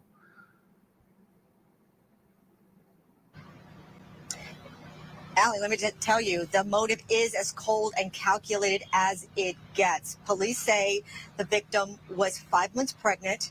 Adams did not want to be a father, so he killed her, and he did it in front of her 1-year-old son.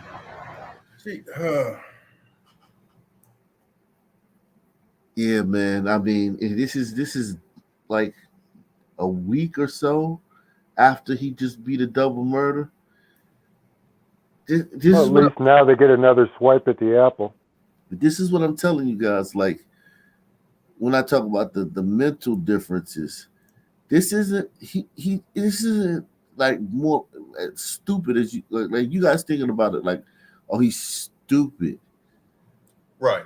But that's what I was thinking. It's Like, I just different. don't get It's different. It's like he needs firm and consistent rules. Like his mind couldn't understand that it was wrong because he wasn't punished for it. That's That's the way That's our minds absolutely work. sad. That's why if you go to any African country, the dictator, the leader, he's brutal and firm. And I do say caning would consistent. save probably 90% of the Sun men. And consistent. that Charles Taylor, that Idi Amin. Like anyone name any of them. They're all firm, brutal, and consistent. Because they understand the Sun mind, because they're Sun people, and it's a Sun country, and it's a creation of the collective Sun mind. It's not just the creation of one Sun mind, that's the correct creation of the collective. Firm, brutal, and consistent. This guy's over here with you gliders where it's like, I killed 2 people. I went home they arrested me. I went home the next day. I complained about a bunch of shit. They acquiesced to all my complaints. Went back to court, in a suit with glasses and my hair done. And I told them that, look, here's what happened. Look, I'm really the victim. They believed me and let me free. They only believe in firm, brutal, and consistent for gliders. And that is actually deferred a couple of years, which some men don't see. His brain couldn't understand that. His brain couldn't comprehend. His brain is like, oh, okay, so I must have done a good thing. He's not stupid. Yeah, he's not stupid. That's frightening. Allie, let me just tell you, the motive is as cold and calculated as it gets. Police say the victim was 5 months pregnant. Adams did not want to be a father, so he killed her, and he did it in front of her 1-year-old son. On January 27th, Tampa rapper Billy Adams was acquitted of 2 murders. The defendant is not guilty. Not guilty twice. Not long after he walked out of a Tampa courthouse, a free man. Police say he gunned down his pregnant girlfriend, Alana Devon Sims. Very early on, they were able to find video of Billy Adams' vehicle in close proximity to the scene of the homicide, though he denied ever being anywhere near the homicide in that time frame. Tampa police say they have strong evidence against Adams. He does admit to being the one that pulled the trigger and killed Elena Sims on that evening. Any idea what the motive was? It would appear that the motive is that he did not want to be in her life anymore and was not ready to, have a child is unfortunately how it appears to us. motive Defense was an attorney abortion Anthony Rickman. without going through the abortion clinic. The motive was, I felt like doing this. The last time I felt like doing it, there were no consequences. So I'm gonna do it again because there's no consequences. Now you can get 2 counts of murder, and a Florida jury is going to say, fry him. Yeah, but it's too late now. Like, you know what I'm saying? Like, too late. Who is not connected to this case says in every homicide investigation, the person closest to the victim must be ruled out first. It's clear, he says, investigators couldn't do that. This is a man who was just given a brand new lease on life. The man who's just acquitted of double murder, looking at life in prison, and now to think that he's a suspect in another murder, it's amazing to hear that, understanding of what he just went through, and the That break that he was prosecutor's given going by to this bring jury. up, oh, he just got acquitted of a double murder. He got away Allie, I can with tell 2 you the murders. Sims family just Now spoke he to got Fox convicted. 13, telling us that they know that justice will be served and that a monster was taken off the street. So obviously we'll have a lot more with what they have to say tonight at 10 and 11. In the meantime, I asked investigators if at any point Adams showed remorse for what he did. They said, no, he did not. I asked, what can you tell me about his demeanor? They said, we'll be sharing all of that in a courtroom, and we'll be following that in court. Back to you. It is just hard to wrap your head around that could happen. All right, Gloria, thank you. All right, I admit I was wrong. He killed those guys and then he just went out and killed his girlfriend. Holy shit. Yeah, I mean, First case will be Billy Adams. Tampa rapper Billy Adams is back in familiar surroundings. In a red jail uniform facing murder charges, Adams went before a Tampa judge Thursday morning. He wants out of jail, but prosecutors will fight it. He wants to get a bond again. He thinks he could drop a couple more singles on Spotify. I was going to say he's probably made a song about it. He thinks he's going to get another bond. That's what I'm saying. Like, this isn't stupid. This is a fundamental flaw with gliders. We don't have the same brain. Burritos don't have the same brain as tigers. Tigers don't have the same brain as fucking Patels. He thinks he's going to get a bond this time. Like, he's not joking. He really thinks when they tell him he's not getting a bond, he's going to flip out. I mean, in his defense, he fucking might. Right. That's what I'm saying. He's right. He does. He should think he's going to get a bond. No, he's up. He's up. Not gonna get a bond on this one. This time on this one, he's up for a needle in his arm, though. Surroundings. In a red jail uniform facing murder charges, Adams went before a Tampa judge Thursday morning. He wants out of jail, but prosecutors will fight it. We are asking for a hearing date Monday. On January 30th, Adams is accused of shooting and killing his pregnant girlfriend, Ilana Sims. She was lured to a new Tampa neighborhood by Adams. Investigators say he told her they were headed to a party to celebrate his acquittal on 2 previous murder charges. Police say he shot her. Okay, so a lot of people are saying the jury must be hanging themselves right now, or something to that nature, right? The jury must feel really bad right now. Maybe, maybe not. But this girl right here, she knows this guy's a gang member. She knows Yep. He murdered those guys. She know, like, trust me. If you listen to that song that I just played, if you were a Sun man, you would be able to decode what he's saying. He admitted to those murders in that song about 15 times. Okay? But it was just done in a way where you got to know the Sun lingo. So she knows the woman he sleeps with in the bed every night. She knows he murdered those guys. Yep. How do Yet you luring her to that location shows premeditation, which brings first degree murder and the death penalty into the lexicon. Whatever, but what I'm saying is, she knows what she was dealing with. Oh, yes, she did. It got her what? She's the girl that's sleeping with the guy who killed those two guys. And she would have slept with him again. Wow. She's pregnant.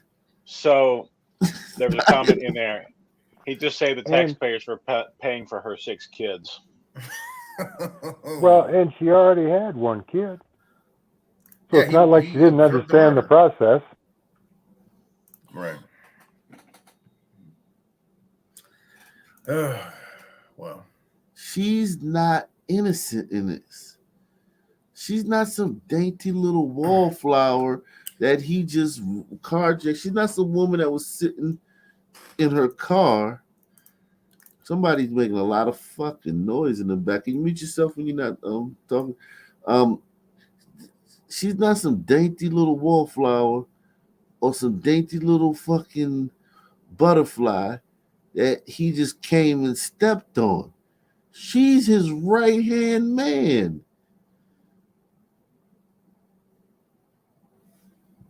This woman is a mother and she's rolling with a guy that's a murderer, a fucking psychopath. Celebrate his acquittal on 2 previous murder charges. Police say he shot her in front of her 2-year-old son.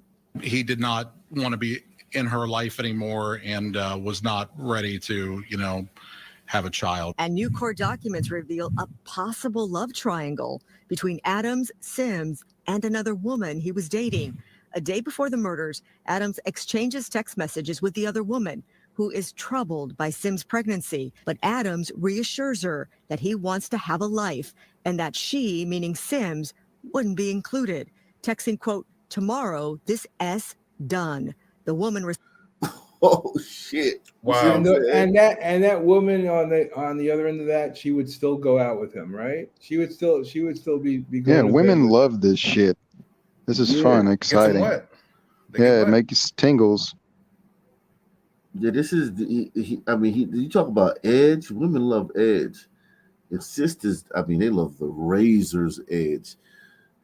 This guy's got edge for days, yeah. Sisters. This is sisters. And listen, let's be honest, man. There's some people too. Like sisters are not like just like this ain't thrust upon them. They're complicit in every aspect of the culture, from either being the moms, the nurturers, to they march. Let's look at sisters. They raise these little feral teens. They march for nothing but criminals and fucking deviants and degenerates. They're the mayors. They're the leaders in most of the most dangerous. The telltale sign that your city is going to be dangerous is how many sisters have positions of power there. So let's stop acting like they're just like victims of this shit, and this shit is being thrust upon them. And they start getting Another positions of woman powers at about 13%. was dating.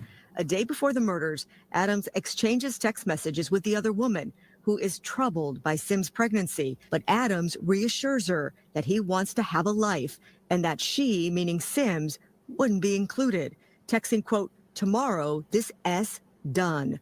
The woman responds, This ain't the way, baby. Records also show once investigators cornered Adams on overwhelming evidence against him, he changed his story and claimed it was self-defense. That Sims... That sounds familiar. He's claiming self-defense again. It worked the first time. Why not?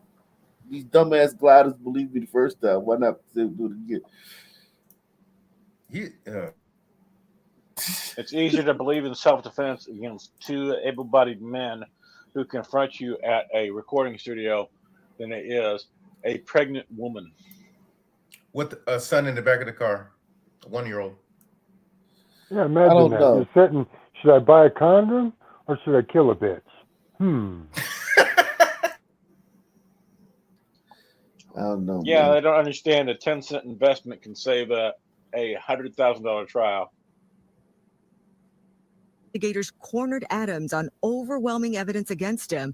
He changed his story and claimed it was self-defense, that Sims pulled a gun on him. He wrestled it away and shot her. Last time he used that defense, it worked. The defendant is not guilty. Adams was acquitted of killing 2 men in a recording studio 2 years ago. He walked out of court a free man, but investigators say he also wanted his freedom from fatherhood, so he callously ended 2 lives. Gloria Gomez, Fox 13 News. So Adams will remain behind bars pending the outcome of a bond. But luring her to a subdivision that neither of them lived at kind of negates that. He lured her there to kill her. Hearing that is set now for Monday. That text also kind of seals the deal. You know what I mean? He kind of basically said in that text what he was about to do. But maybe they'll just argue that he's the most unlucky man on earth, and everybody's been getting the drop on him. Yeah, man. I mean, you never know. Until he's convicted, man, I'm not betting against this guy, man. And the appeals process is over. Yeah, this guy, I don't know, he's got a lot going for him. Put it like that, man. He's got a lot going for him. Unbelievable. By the way, my prediction is look out Philly and look out Chicago. New York is going to be going for the win this year. New York? New York, yeah. Crime is up first 2 months in Times Square, right? Crime is up like 45%. I don't know. Crime and murder rates in Philly are way up too. Including a shooting. And so is Chicago. Including a shooting in Times Square. Rising Crime News did a weekly update, and Chicago and Philly are keeping up with each other, and New York is like 4th or 5th on that list. Yeah, but you have to look at the history. New York used to have 2,000 murders a year, man. The 70s, 80s were terrible, from what I heard. Yeah, definitely. There was a study done. I sent it to Ig recently where certain neighborhoods in Chicago are more dangerous than the ones in Philly. I mean, I don't think. I mean, to be honest, I don't think you give Chicago no credit. I get that it's annoying that Chicago's a poster child, but with that said, it is a fucked up place. Well, the Blackistan part, anyway. Yeah. Chicago's at like 52, and Philly's at like 45. Yeah. Yeah.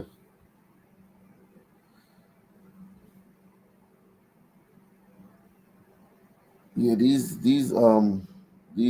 fucking the reason we don't, I think it would you guys would save a lot of lives by being firm and consistent, man. I think y'all, because you just don't understand our nature, man. We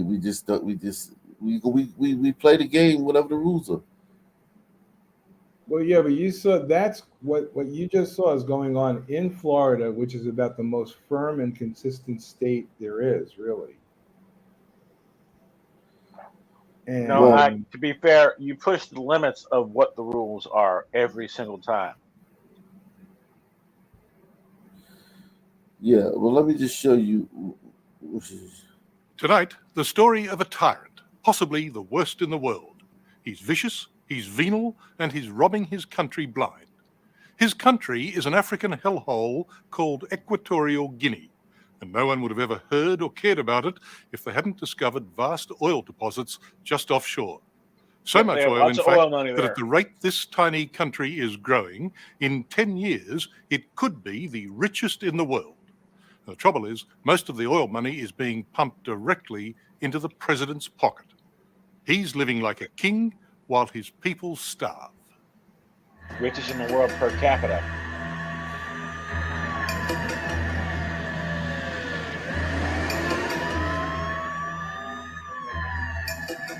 The two-bob, tin-pot tyrant who runs this tiny African backwater gets around with an entourage worthy of a superpower. And he is just about the most horrible despot in the world today. President Teodoro Obiang Nguema Mbasogo. His people That's are amongst West the Africa, poorest not on earth, sub-Saharan. and he's amongst the richest. This is one bad place. It's had one of the most appalling human rights records, probably in the world. Regular torture, regular extrajudicial killings. Until people found oil, nobody was really talking about Equatorial Guinea. The oil here is attractive because it's non-Arab, non-OPEC, non-Muslim, and the rigs are well out of reach of the pesky natives. The main island of this tiny nation is in what detractors call the armpit of Africa. A small Australian company, Rock Oil, is drilling here, but it's mostly American giants, particularly ExxonMobil. To begin with, they gave Equatorial Guinea, the oil's owners, just 12% of the oil revenues. The norm is more like 60%, according to Alex Vines, an African specialist with the Royal Institute of International Affairs. Initially, the oil companies gave Equatorial Guinea a really bad deal. They took advantage of him. Certainly to start with. The government of Equatorial Guinea had not a clue what it was dealing with at the time. It's called That's a capital common investment. They have to build The main square in the infrastructure capital. to deal with oil. There's a quaint throwback to Spanish colonial times. Elsewhere, the city is mostly a slum, with little running water and essentially no sewerage. The government And stopped trash us filming everywhere. here, but we managed these shots from our hotel window.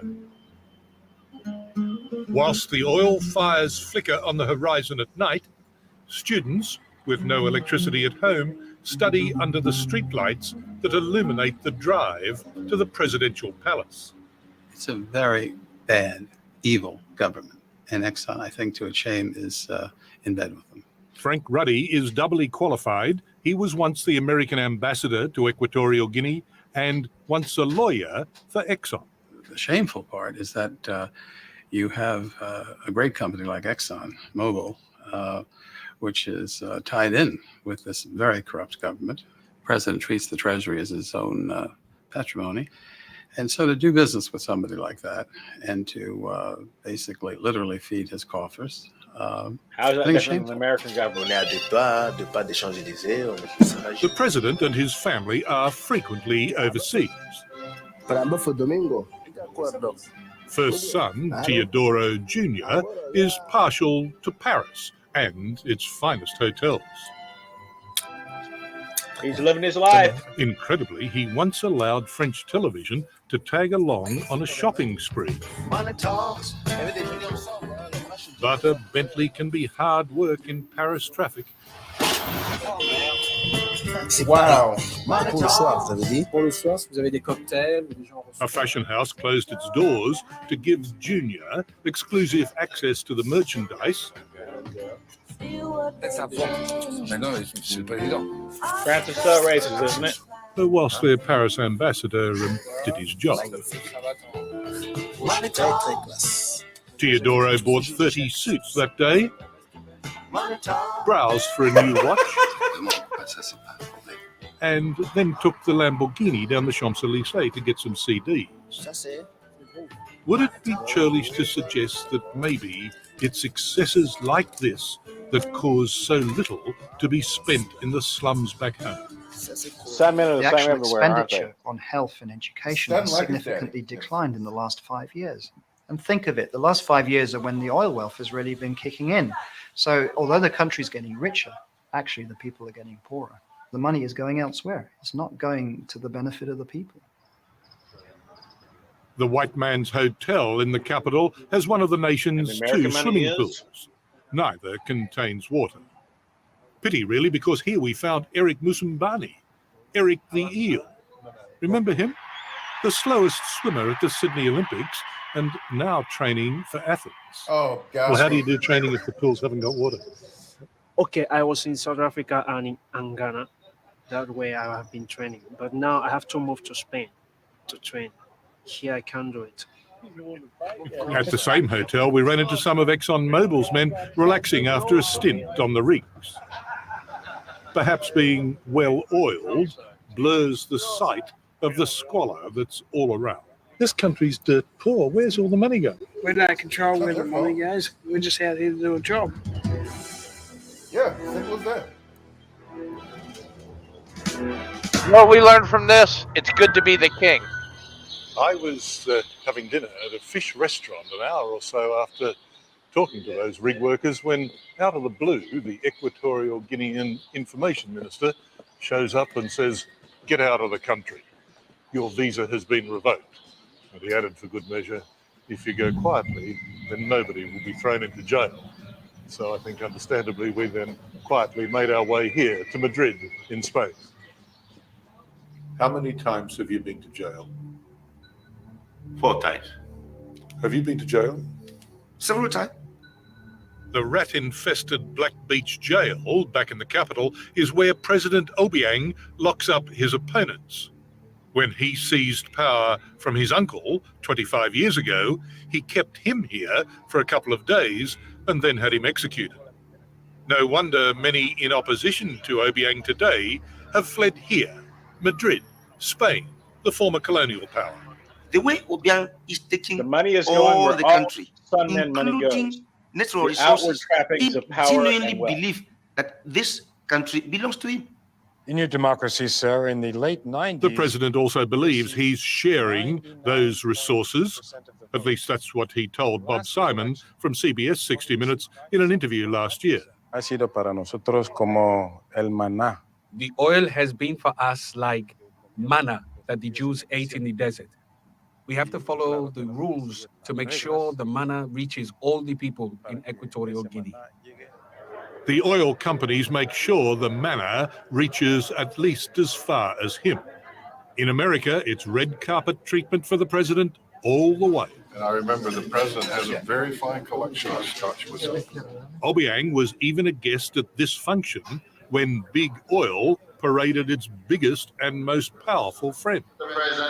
Is it Wakanda great? Do you have any qualms about doing business there? It's a matter of you have to. Mr. Stephen Hayes runs America's Corporate Council on Africa. The council lobbies for American oil. I mean, is there any depth to which you will not sink? I mean, would you do business with this man, Obiang, no matter how corrupt he is? I think that at some point, again, that's a good question. Is there any level at which any oil company in the world wouldn't do business with where there's that much oil? I don't know. Your position is that we shouldn't be taking oil from Equatorial Guinea. No, sir, no. It is that position because there's no other choice. Well, let me tell you my position. So my position is there should be some morality in this, and there should be a level below which you won't sink. And you've sunk to unbelievable depths in dealing with such a corrupt and cruel dictator as Obiang. Well, So you shouldn't buy oil from him agree because with he's corrupt. What, the cruel bit or the corrupt Okay. No, I don't. I certainly I don't.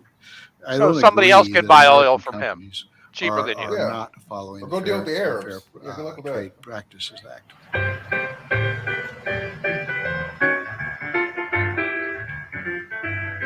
It turns out President Obiang does lots and lots of business in Washington, oil business and private business. The ritzy part of the most important city in the world, Washington, is, well, very ritzy. And when it comes to a good address, there are a few better Notice to places than donate to here, the right DuPont Circle. On this circle, there's one particularly interesting building, the DuPont Circle branch of Riggs Bank. Never heard of it? Well, if you're a member of the Saudi royal family, you would have, because many of them do their private banking here, as does President Obiang. Obiang controls in excess of 60 accounts at this bank, including the one where oil companies deposit royalty payments. In some accounts, the balances run to hundreds of millions of dollars. In such circumstances, I guess it's understandable that the president would equip himself with a mansion like this just outside Washington. But it's a silly president who forgets to lock the front gate. A mansion like Hello. that in one of the Good 5 morning. richest Is counties President in Obiang the in, U.S. please? Hello, how do you do? A caretaker eventually emerged from a garage, so I got a glimpse of the presidential fleet. And since the president was not in when I dropped by, the same caretaker very kindly arranged for me to speak with a government representative on the phone. Who is this? Yes, my friend. Your friend? Yeah. What's your friend's name? You come. Teodoro, Oh, you're the You ambassador. guys gonna get killed for letting that happen. Oh, I see. That You're the caretaker president's is living cousin. his best life. Oh, goodness gracious me. Well, Mr. Ambassador, tell me, how much money has the president got in his Riggs bank account at the moment? The FBI is trying to trace cash movements in and out of that account, Is that Mr. Ambassador, are you still there? and whether it's the oil companies making the in-cash payments. Bye-bye. President Obiang and his family must enjoy the lifestyles of the rich and famous. Otherwise, why would he have another mansion just down the road? And across the continent, another. Los Angeles' luxurious Beverly Hills area is home for Teodoro Jr. Remember him? He's the son who likes the fast cars and fancy It's suits. exactly the same Swimming anytime pools, any sun movie person stars, gets in power. and You know African what this prince. reminds Where me is of? the owner of This the reminds property? me of those He's an BLM women, African what they prince. do with their money. An African prince.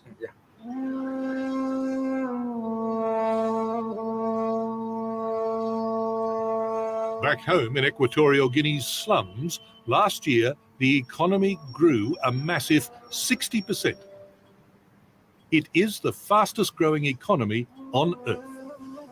Near to 50% of none nothing of the is country's still 500,000 people minimal. see a brass razoo from this. All don't the you do the countries right in thing? Africa Get out of are run Equatorial this Guinea, way. turn All your of back them. on this corrupt dictator. Let's assume that every oil company, U.S. oil company, gets out. How fast do you think it would be before the French and other international oil companies are in there? A second. So, what really changes in Equatorial Guinea? See, that's it. It is such a tiny place. It A should be millisecond. another Kuwait. If everyone did the right thing, yes, and the fact is that almost no one is doing exactly the right thing. By associating with this murderous criminal tyrant, we in the West are party to a disgrace and contributing to a disaster in the making. Thank the Lord. He ain't the only one. China would be in there in 3 Oh my shakes God. of a lamb's tail, which is about 10,000 milliseconds, or Well, you know, you 10 could- thousandths you of a could run- millisecond. You know, China alone. you could run that back to back with those women from BLM who use their money the same way.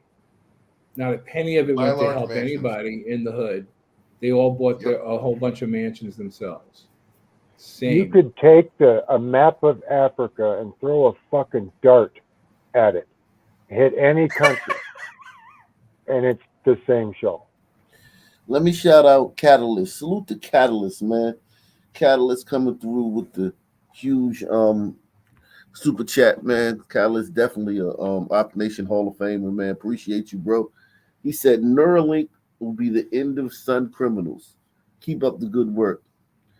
Neuralink is a corporation in America, an American neurotechnology company that develops implantable brain-computer interfaces based in Fremont, California. So yeah, if it's going to take Neuralink to change some behavior, that may be the only thing that can't do something like that. Elon Musk helping out his African American brothers once again. Wait, what do they do? How are they gonna help? They implant like some kind of chip in your brain that can change your behavior or can. Well, it's wireless internet access to fed directly into your brain, basically. Yeah, but what was that? What was the company called that was running a Minority Report? Wasn't there like a company or a government agency? That's what you're really going to need. Minority Report. Yeah, well, yeah. Minority Report would be racist though. Neuralink is. Neuralink could read what you're thinking. Yeah. Or at least shut down your ability to act. How about that? Just paralyze you temporarily. Salute the Deluxe 247, aka the real MVP, aka Cal Ripken, coming through once again, man. Salute to you, bro. Murmasa says, look up Paul Biya of Cameroon. LOL. He's another African leader who siphoned the money and the people were dirt poor. I have to look Paul Biya up. Cameroon is the country right above Equatorial Guinea. This is Idi Amin, man. And right below there, Sierra Leone, Angola.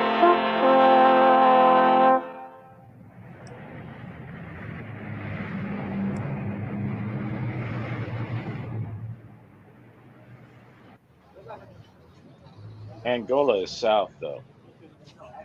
Yeah. And Edie wrote the book on being a dictator. Less than 8 weeks are left before the deadline runs out.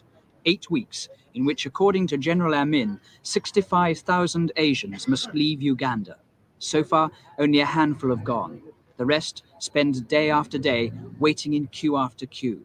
They queue for tickets. They queue for permits. They queue at Central ministries. Africa They off queue the at the Lake bank. District. But still, they can't get out. Yeah, his In numbers are up Kampala, there with the Pol Pot. Asians are dazed and He was a frustrated. bastard.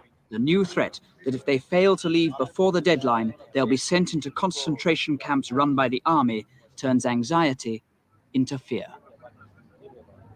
Are you worried? Some people seem worried here about the situation actually in Uganda. Well, for the definitely. You see that at that moment, as you can see, every day you get a bloody new forms to fill it up, and every day new law, and new rules, and you don't know what to do next. You go East African Airways, they give you a form to get a ticket. Then you fill that up. You go to Bank of Uganda. You go to other. Sounds you don't like know what to do. YouTube. Just run up and down, just looking for the forms. That's all. How long do you think it'll be before you're able to get out? Well, we don't know ourselves yet. We are still, as you can see, standing in a queue. When they're going to give us a form, we don't know. And after issuing these forms, what they're going to do also, we don't know. Why do you think the president is doing this? Well, he might be a madman or something like that. Everybody depends on luck, but they are mostly very more than they require. More than terrified? More than terrified now. Are you? Everybody, not myself. Everybody in this line also. Can I ask you how you feel at the moment here? The opinion is the same. Hmm? Everybody is, the opinion is the same. Which is what? Well, everybody is fearing, you see, the present situation here What in are you Uganda. frightened of particularly? Particularly, you can't say the situation at the moment, what things may happen in the future. At the moment, our main worry is to kind of get out of this country safely. We are not even worried about our belongings or our things, but what we would like is personal safety. There have been so many queues and so many forms to be filled up, and life is being made very difficult. There is no outlet. The trains stop the bookings. Do not accept bookings of Asians. There's no seats available in any plane. You cannot go to a neighboring country. So we are, in fact, kind of isolated or kept in this place by force. Although he has given us a deadline, I don't see how we will be able to get out within the deadline. And what will happen? Is that what you're worried about? Yes, because a statement has been made that those who stay here after the Someone deadline pointing out will that be he has a Hitler mustache in sitting chat. on fire. So we do not know what that sitting on fire really means. The signs of imminent departure are now evident. Stocks are running down, not to be replaced. Flats and houses are bare. Furniture has been stored, sold, or given away. Shops and businesses are for sale. Business activity in streets in the center of Kampala is nearly at a standstill. Their owners are waiting to get out.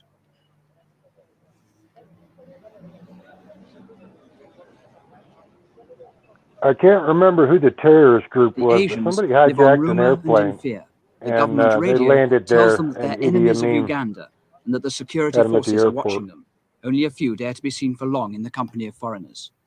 This Asian businessman came to Uganda 30 years ago. Like those who had come before him, he's thrived. What did you like about Uganda? Why did you want to come to Uganda and not stay in India? Very easy earning. Main point is that, and easy life. At most, that is, you know that Uganda has no cold, no hot, no rain. Every season is very nice. Have you had a very easy life here? Very easy life, easy earning. And the people of Uganda are not bad. Africans are very cooperative. Easy earning in what way?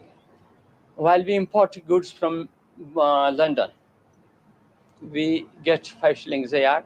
We sell 7 shillings. We get that price, no trouble. We keep in our shop and we sell it. People taking. Very easy earning. Do you have a lot of Asians have servants? Do you have servants? Did you have servants? Yes, we had 3-4 servants we were keeping. We had big shop. And they were Africans? Yes, also Africans also. Why is it, do you think, that in this country the Asians have been and still are so successful?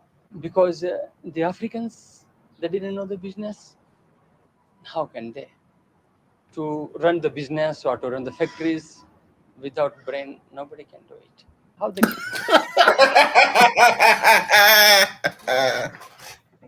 So boom, the Asians over there did everything, and Idi Amin was jealous of them. They were becoming too powerful, so he kicked them all out.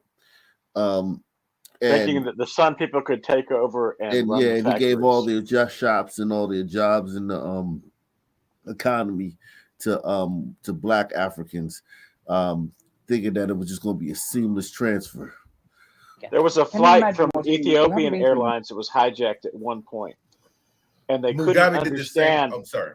They couldn't understand that they didn't have the fuel to fly to Australia, even though the plane had the capability to carry fuel to fly all the way to Australia. They did not have the fuel loaded for that because they were a short flight, so they didn't want to carry that extra fuel into the air. So they ended up crash landing in like the Maldives or something like that because they ran out of fuel, and the pilot managed to save about half of the people by landing near an island. But he couldn't control the plane completely, and it cartwheeled into the sea. So only about half the people survived. Well, yeah, that happens when they don't have didn't know the fuel. business. How can they? To run the business or to run the factories without brain, nobody can do it. How they can? Can you imagine what England? You haven't been to England before. No, I had not gone to England. My son, there are. Can you imagine what England will be like? Yes, I can imagine just as Bombay, bigger than Bombay. Very nice city, maybe. Tomorrow, after tomorrow, I will see it. But, like thousands of others, he has yet to see England. On the day before he was due to leave last week, he learnt that all charter flights had been cancelled. At Entebbe Airport, the airlift has yet to begin. On the edge of the tarmac lie the forlorn remnants of the good life. This was the Soaked by Israeli storms raid and bleached in the sun, this Asian baggage has in waited here for Entebbe. 2, 3, and sometimes 4 weeks. Yeah, Will that's soon what I be was ruined. talking about. With the simple order, get out, the Asian has been humbled, stripped, and revealed to the African as a mere mortal. The gliders should take notes. I thought that was Kenya. Until now, the Asian community, 80,000 Oh, out of a that was population of Entebbe. 10 million, has controlled Uganda's here. economy. They own nearly all the large shops and businesses. They do all the importing and exporting. They own. Hold on, we gotta let the people in the chat hear the video, man. Hold The on. Mossad went down there and put in some work. Salute the Nate Ways, man, with the huge cash app, man. Salute to him. He said Rumble time again. Yeah, I might have to go to Rumble, man, because that's true. May have to go to Rumble, man. Until now, the Asian community, 80,000 out of a population of 10 million, has controlled Uganda's economy. They own nearly all the large shops and businesses. They do all the importing and exporting. They own the factories. They man the skilled posts. They're the doctors, the clerks, the accountants. In the 70 years since Britain brought them into East Africa. Oh shit. Damn. Yeah, but man, suffice to say, once he kicked them out and handed everything over to the Sons, shit went to fucking hell. And the country spiraled into like a fucking depression because the Sun people just could not run the businesses. Uganda is 54% Christian and 43% Islam. They just can't do it. Okay? We just can't do it. A local nonprofit is tired of repeated break-ins. The organization provides aid and tutoring to refugees, but says they've temporarily had to shut down services due to the crime. News 13's Jessica Baron has the details.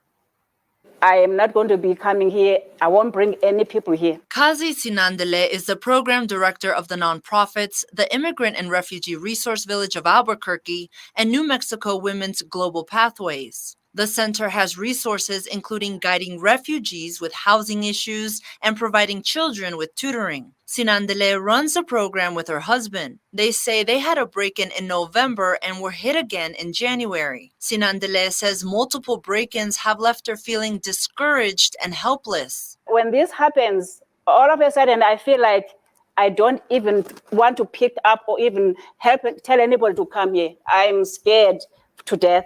In their most recent break-in, the burglar cut through a fence in the backyard. He turned off the power and the cameras would not work. And then he turned off the power in the other building too. The unknown man then tried to pry open the back door, but failed. The Sinandeles say the recent break-ins have scared the people they serve. The program has stopped providing services at the center and instead go to the people's homes. Although they're scared, they say helping the refugees is their #1 priority. Living is not a priority because we know that the people who are refugees, immigrants, and asylum seekers, you know, they were in rough, very, very rough places. And so we want to make, only thing we want to make sure is that they are safe when they're here. Jessica Barron, KRQE News 13. The nonprofit says there's no set date on when they'll return to the center. They have set up a GoFundMe in order to make repairs to the center and improve security. The nonprofit also says they've met with APD today, who says they will increase their patrols in the area. Smash. Looks like Albuquerque is importing their Sun men so that they can take over the crime there. Wow.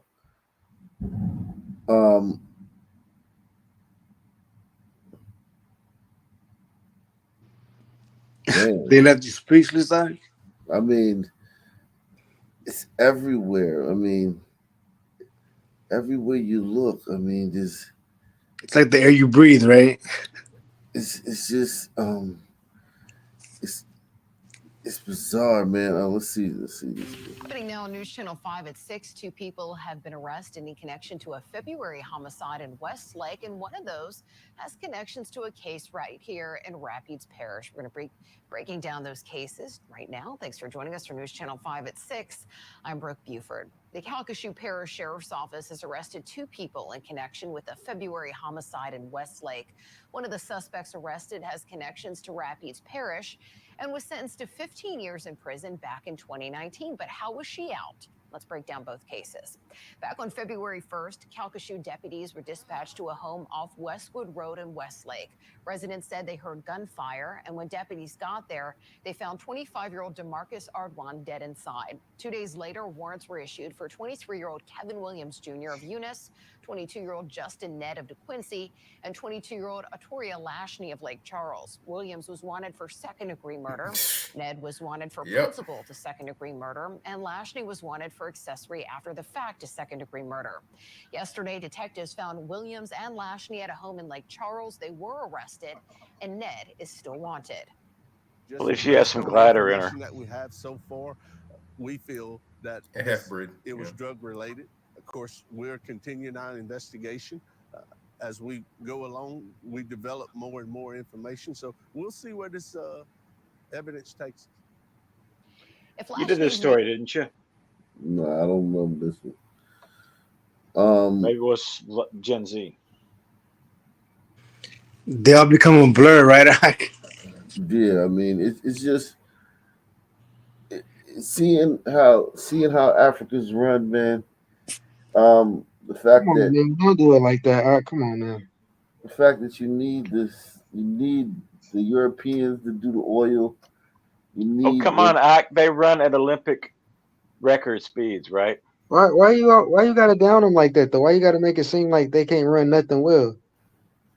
You said me? Why did I make it seem like that? Yeah, because I mean, like, okay, so like when Idi Amin, when he kicked those people out, right? I get that was wrong. I get that was wrong, but like, and I feel like he kicked them out because it's like, if you come in here and you're doing better than us and you like are taking over the economy, of course I don't want you in my country. Of course I'm gonna kick you out. That's how I feel. But that's not the point. That's not the point I made earlier. The one that you disagree with earlier. Yeah. Why is he downing that? And you destroy your country in the process. Right, exactly. The point is they mismanage it into the ground. They can't keep it up. They can't get the things they need to keep manufacturing things. So they end up going bellies up and leaving the country poor.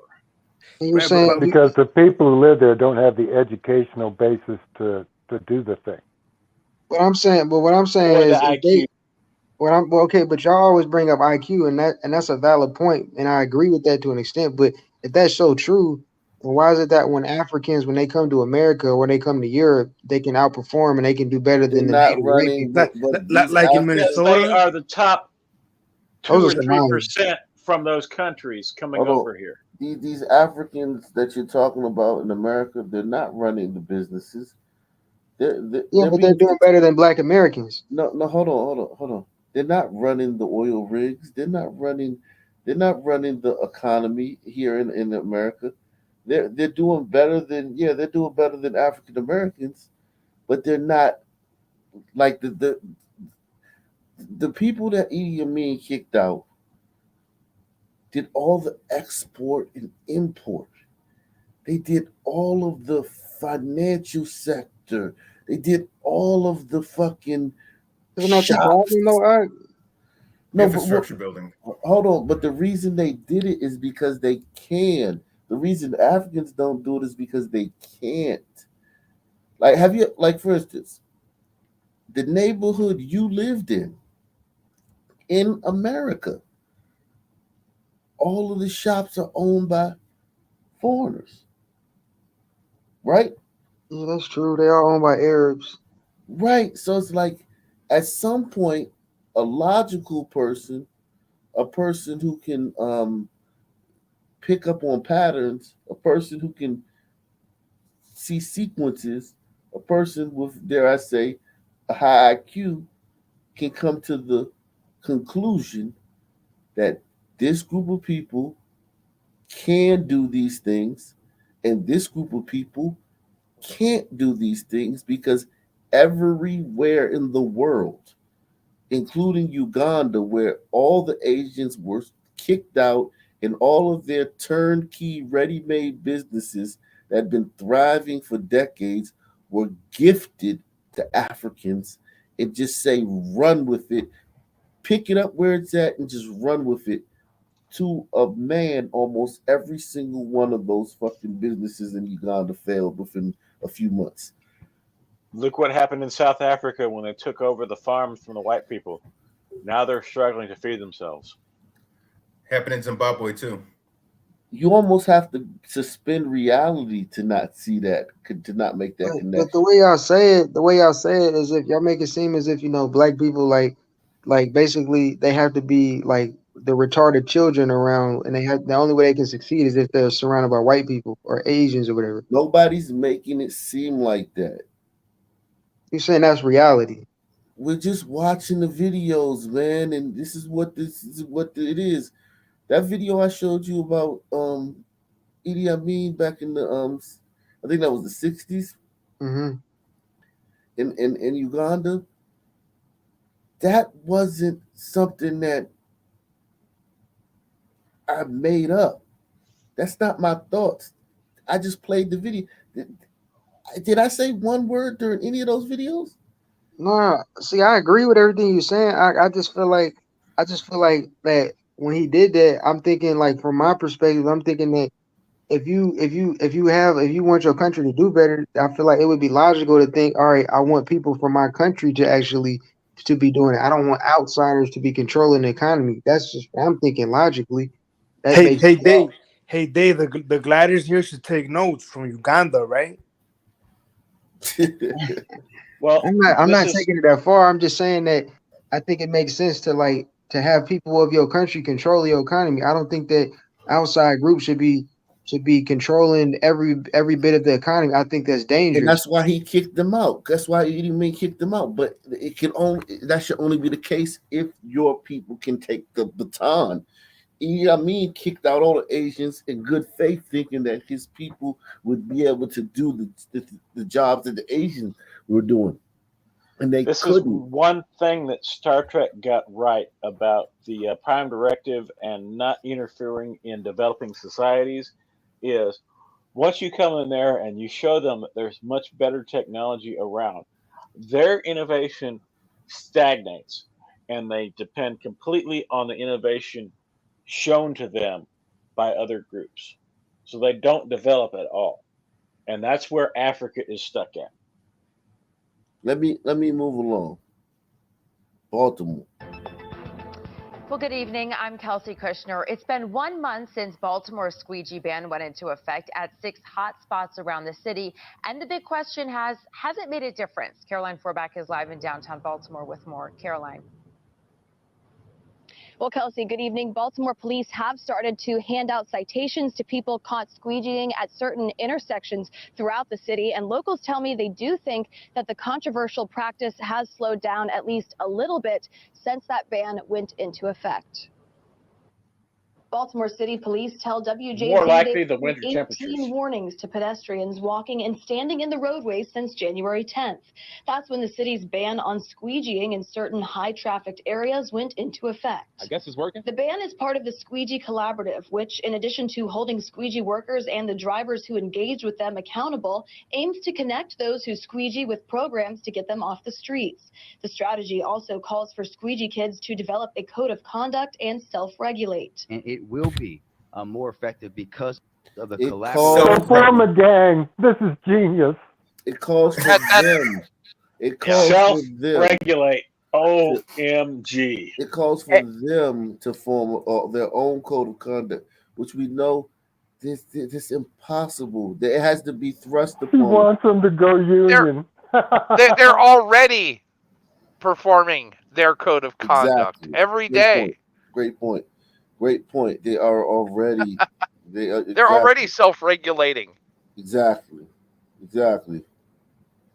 Aims to connect those who squeegee with programs to get them off the streets. The strategy also calls for squeegee kids to develop a code of conduct and self-regulate. And it will be more effective because of the collaboration between public and private sector representatives and squeegee workers. While squeegeeing still happens at some places throughout the city, locals we talked to say it seems less pervasive in recent months. Seen less. Haven't really seen a strong presence like that. Residents say it's a welcomed change. So anybody has hesitation, anybody coming up to their car, After a slew of violent incidents related to squeegeeing around the city, including at one of the intersections where squeegeeing is now banned, President Street at I-83 and Conway Street near the Inner Harbor. That's where police say motorist Timothy Reynolds was shot and killed by a then 14-year-old squeegee worker after he left his car and confronted a group of squeegee workers with a bat in July.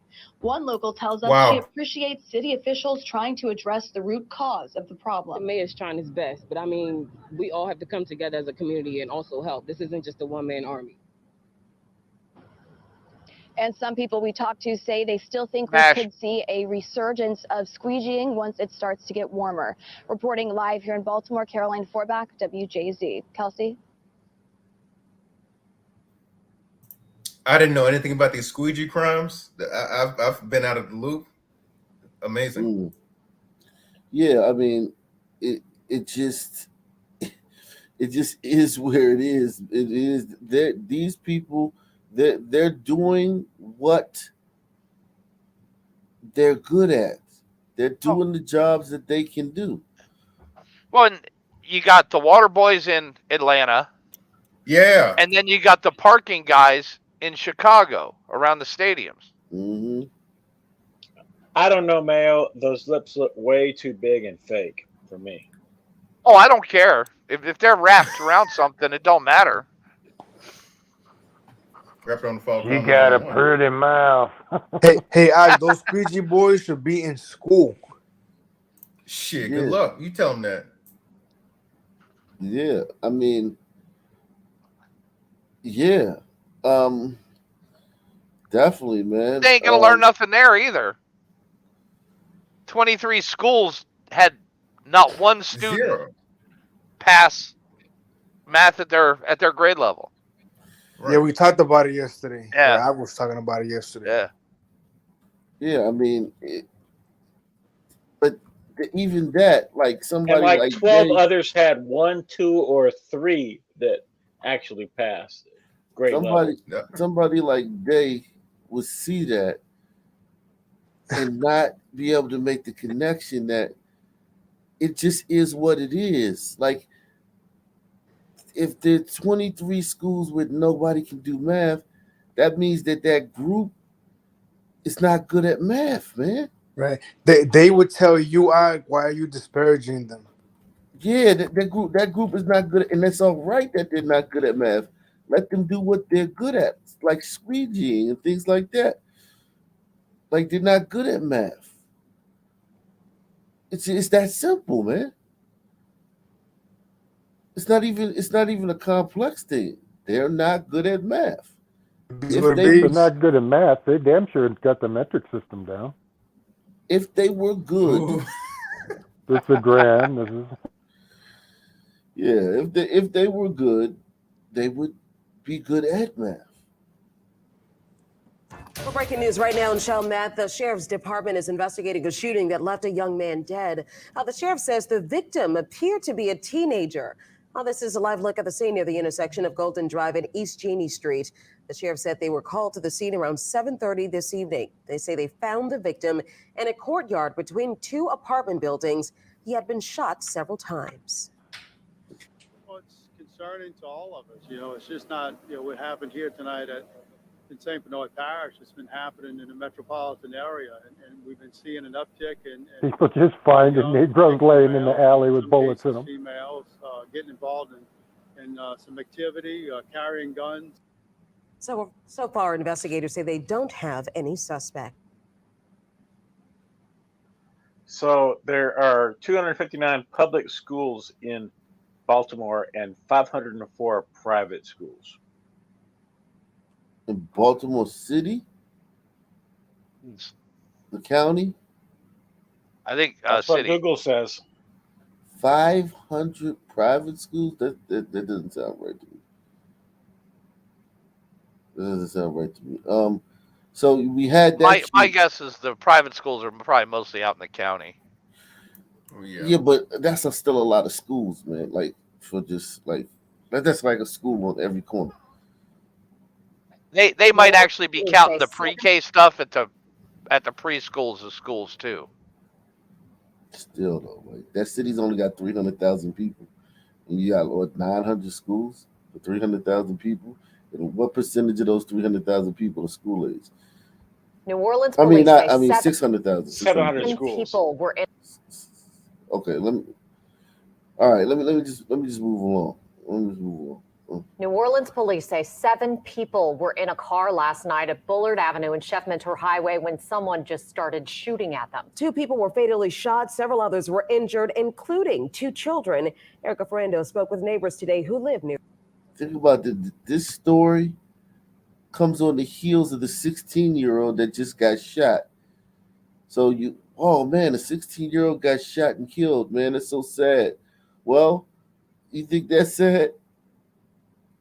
New Orleans police say 7 people were in a car last night at Bullard Avenue and Chef Mentor Highway when someone just started shooting at them. 2 people were fatally shot. Several others were injured, including 2 children. Erica Ferrando spoke with neighbors today who live near the scene. Thursday afternoon, crime tapes still fluttered across Chef Mentor Highway at Bullard Avenue, where 7 people, including 3 children, were shot at while inside a car Wednesday evening. I heard like 12 gunshots, like big gun, and 2 sound small, like a handgun.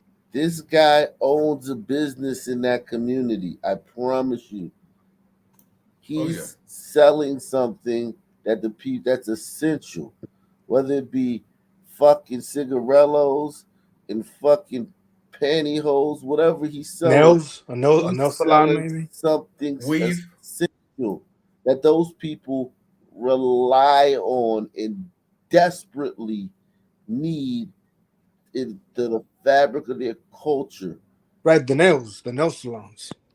He's doing that service in their community. Why aren't they doing it? Because they can't. Like big gun, and 2 sound small, like a handgun. New Orleans police say they responded at 6 p.m. and found 2 women and a man inside the car. The man and one of the women died. Officers later received a call 3 miles away to a house on Arcadia Lane about 2 children who were shot. They determined the 8 and 3-year-old boys were hurt in the Chef Mentor shooting, but it's not yet clear who brought the children to the home. They were then taken to a hospital. Another woman refused treatment, and another boy who was in the car was not hurt. Scary. It's real scary. John Wynn lives a block down the street. But I'm scared to walk out. The youngsters, they're all carrying weapons. And if they carry a weapon and you confront them or they confront you, you're in trouble. Leonard Parquette lives close by too. It makes you want to carry one.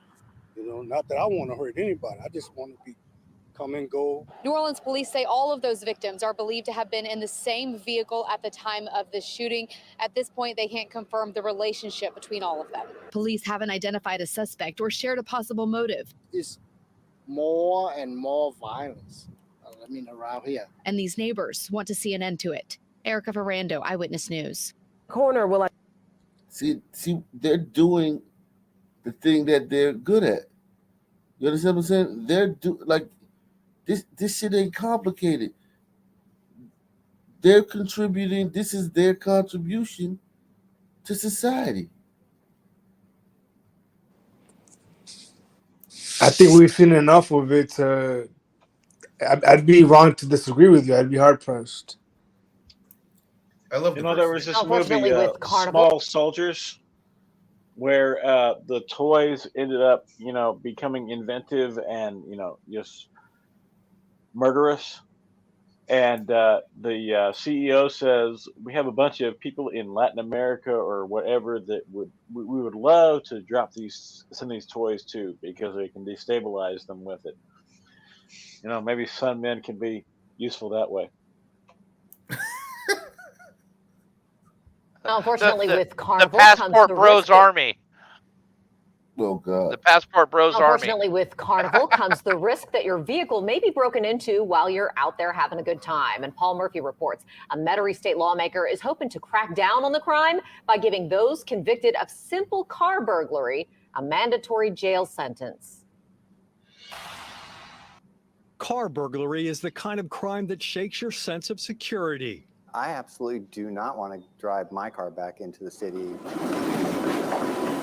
Earlier this week, Don Tucker and his wife traveled from Slidell to New Orleans for the opening night of Tina at the Sanger Theater.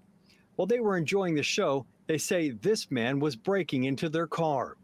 Video from one of their vehicle's security cameras shows him riding up on a bike, looking around, then shattering a window with a spring-loaded glass breaker. After the show let out, we had a 100-foot walk from the Sanger Theater back to our car, and when we got to the car, we noticed our back window was broken out.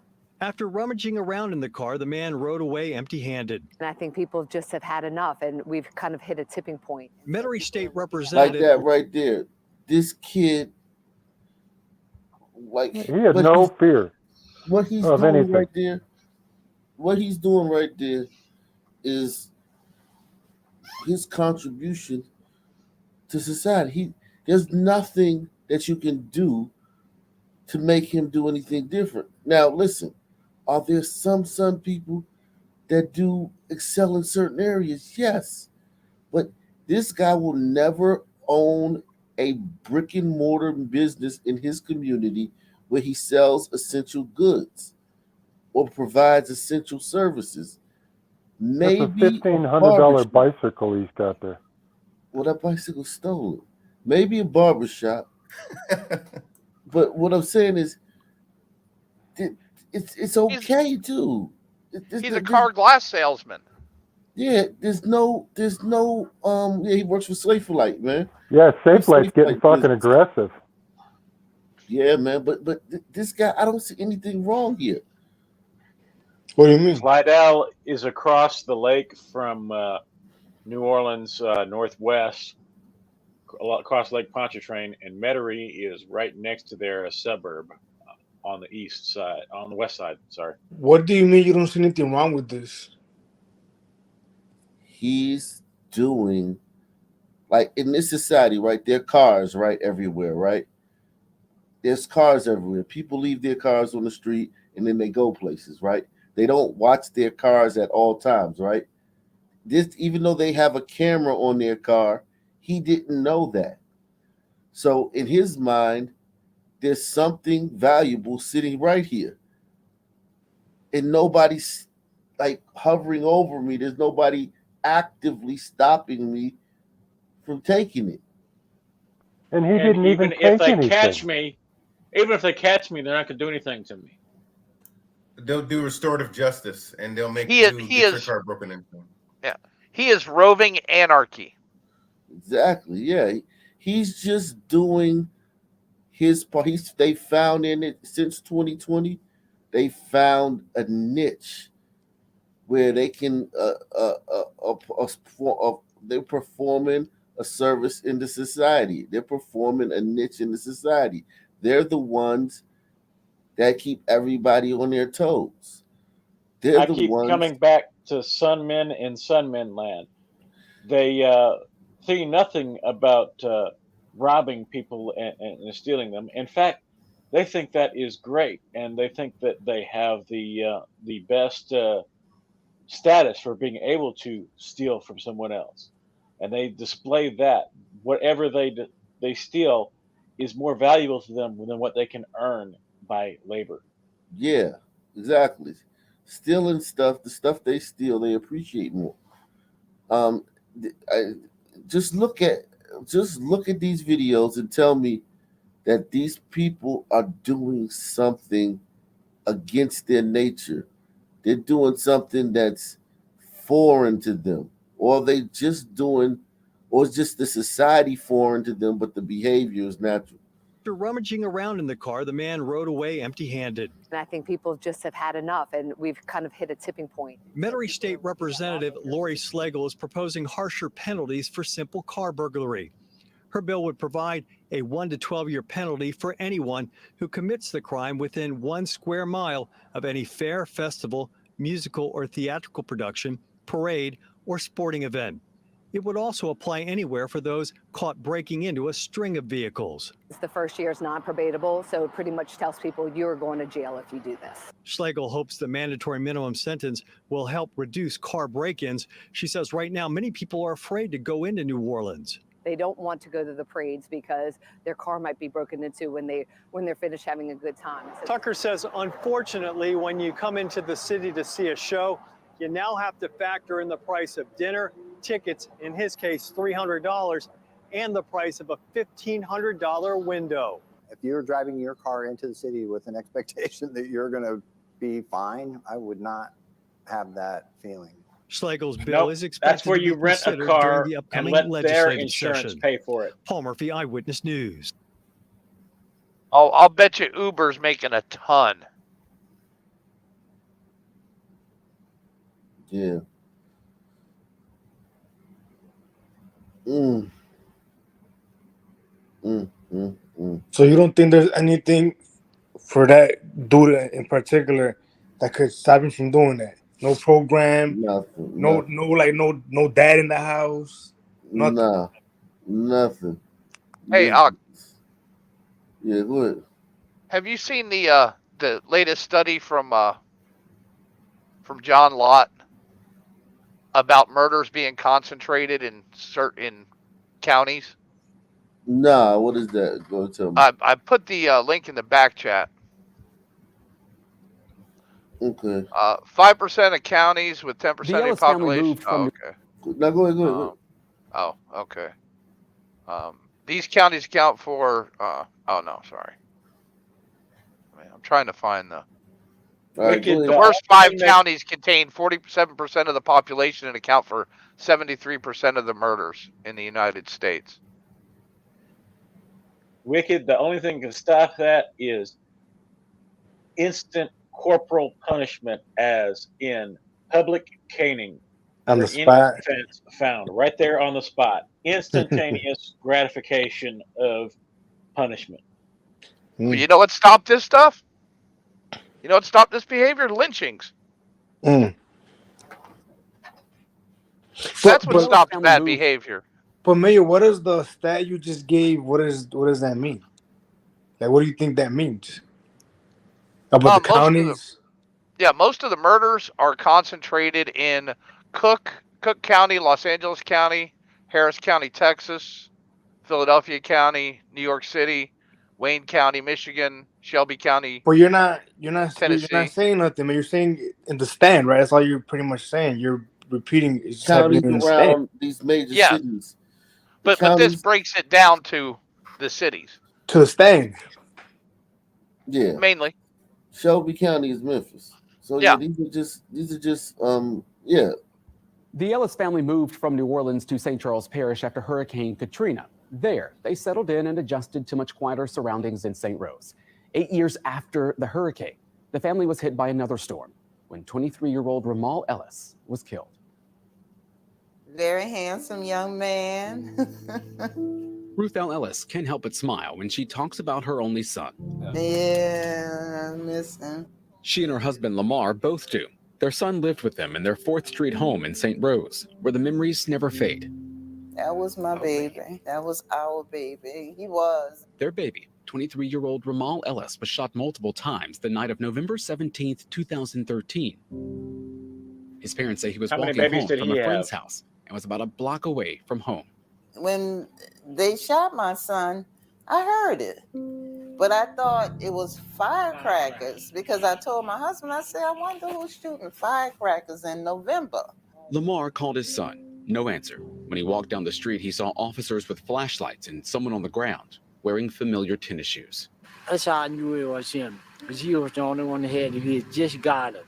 He got him that same day, the same day he died. Hours after his death, authorities officially identified Ramal as the victim. His parents say they already knew because Ramal never came home that night. I told my wife. They didn't that's take his Ramal. shoes? Wow. Man, now they're dead. I shot in the back of his head. Just more than 9 years after his death, the case remains unsolved. He was just lying on the ground right here. His body was found right next to the church the family attended, which is surrounded by homes. He was unarmed, and his parents believe he was set up. We think robbery because his mom said he had a wallet. The wallet was missing. Lieutenant Jeremy Pitchford with the St. Charles Parish Sheriff's Office was the detective assigned to the case. He says bullets and casings were found at the scene. It was also raining that night, cutting down on the amount of people who may have been outside. I don't have a witness, which is what I really feel like I need in this case to really tie everything together. What investigators do have is a partial profile of DNA from one of Ellis's pockets, but there's been no match. If there's a lead, I would love to run it down. I want to solve this case because I don't like the idea that you get away with murder. A graduate of Destrehan High School, Ellis was studying psychology at Delgado Community College. He thought he could read people. His mom says he loved sports and gaming and was always on the move, but always made time for visits with his parents. This is Ramal Chad Ellis's tombstone. Now it's his parents making time for visits with him. Every Sunday we come here, every Sunday. And every Sunday, the Ellises feel as if their son is not at peace. It shouldn't be at all. It should not be. You know, I would have taken his place any day, any day. Dealing with the grief of losing a child, these parents say their faith in God helps them continue to live their lives until they're reunited with their son. We had a saying, see you later. So that's when we leave, that's what we say, see you later, because we know we will see him later. But leaving their son's graveside every Sunday comes with a reminder of reality, one they never stopped thinking about. That's a pain in you that you cannot get any type of healing for, because, and especially because there has been no justice, you know, and that's the hardest thing. That's the hardest thing. Lamar Ellis, the father of Ramal, has now lost all three of his sons. His two others from a previous marriage were also shot and killed. All three cases. See what I'm saying? Like now somebody would see that, right? And they say, okay, well, there's got to be some other thing going on. There's got to be some institutional, systematic, structural thing going on. I see that and I say, okay, that's how those people in that culture deal with each other. That's how they negotiate status. That's how they problem solve. That's how they choose rank, who's the big dog, who's the little dog. That's how they just operate. I wouldn't see nothing other than that, man. I guess that's just the way my mind works. I wouldn't see all these elaborate things going on about this and that and that. You know, I would just see just what it is. Lamar Ellis, the father of Ramal, has now lost all three of his sons. His two others from a previous marriage were also shot and killed. All three cases are unsolved. In Ramal's case, there is a $5,000 Crime Stoppers reward. All three cases are unsolved. He may walk past his fucking son's killer, one of his son's killer, anytime. I mean, none of these cases are solved in these cities. You know why they're above ground in New Orleans? Damn. Oh yeah, because of the water table. Yeah, if there's flooding or anything, they'll rise to the surface because the air pocket in the casket. Mm-hmm.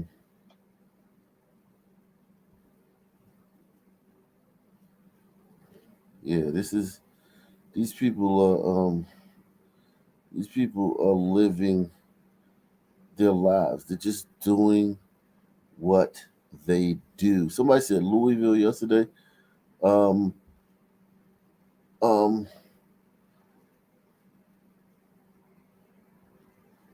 shit, we just had a story about this the other day. That was New Orleans, or did we? That was another city we had this story where somebody ran into the Walmart after killing somebody. But that's another story. Yeah, listen, man. This is just how these people operate, man, and this is how they operate in the greatest country in the world. So lucky you're around them in the greatest country in the world, and not around them in with less structure. You know what I'm saying?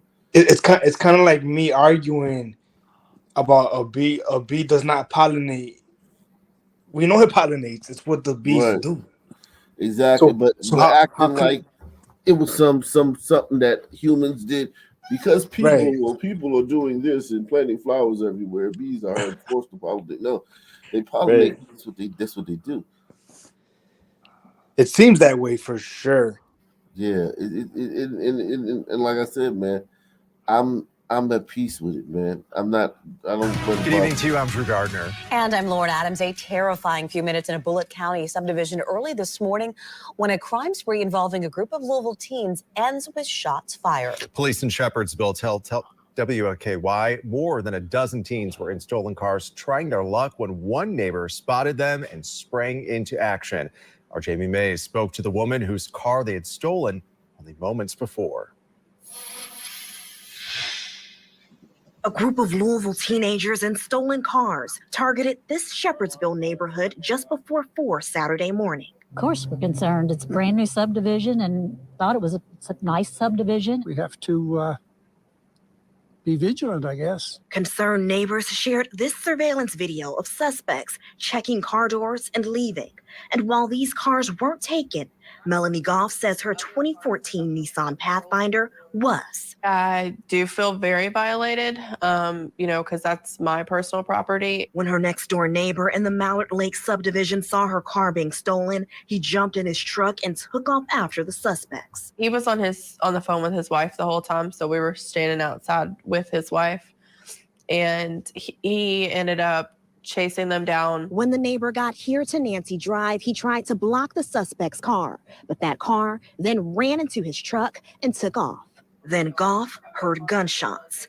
5 rounds were fired at the neighbor from another car containing teens. While he wasn't struck, his car was hit once, and the neighbor returned a shot. Very scary, and very. And here's the thing: had he hit one of those teens with that bullet where he returned his shot, after having chased them and stalked them and kidnapped them by blocking their path to leave, he would have been charged with something. And had he not been charged, protesters would be right here in his neighborhood protesting every day until the local burning government down his front yard. relented and put something on him. Very scary, and very scary for his wife as well, because we were just trying to make sure that he was okay. 3 teens were taken into custody nearby on Brooks Schoolhouse Road off Highway 220. Goff hopes her stolen car, which still hasn't been recovered, will serve as a lesson to others. Make sure that you leave your doors locked. Don't leave your keys in the vehicle. People can get in, get your stuff, steal your car. Jamie Mays, WLKY News.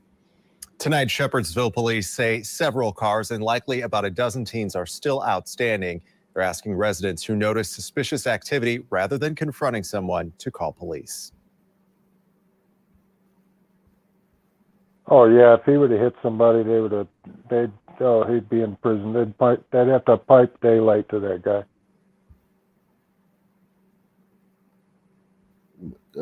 Child molested.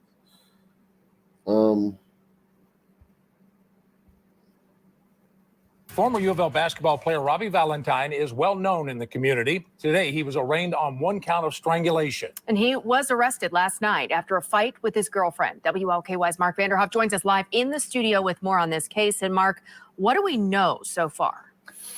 Well, Jennifer, Rick, police say that Valentine's girlfriend, with whom he shared a home, told him that she was moving out. That set off a fight that police say led to violence. He has no prior domestic violence history that I'm aware of. I've been contacted, Your Honor, by numerous attorneys in the community attesting to his good character already. Police say Robbie Valentine and his girlfriend were arguing at the home they shared in Louisville after she told him she wanted to move out. According to the arrest slip, that's when Valentine pushed her off the bed and strangled her. Okay.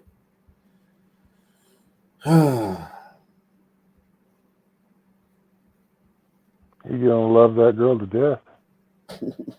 Yeah, man. Okay. We got Goddamn Sun Sisters Keith, are taking an L for sure. Keith Stone here, man.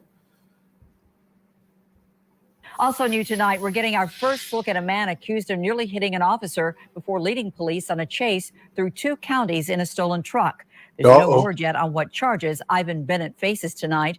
The chase ended on I-71 near LaGrange when police say Bennett drove into a ditch and ran away. He was quickly arrested. It all began when an officer spotted Bennett in a stolen red pickup in Louisville's Taylor Berry neighborhood. But did you die though?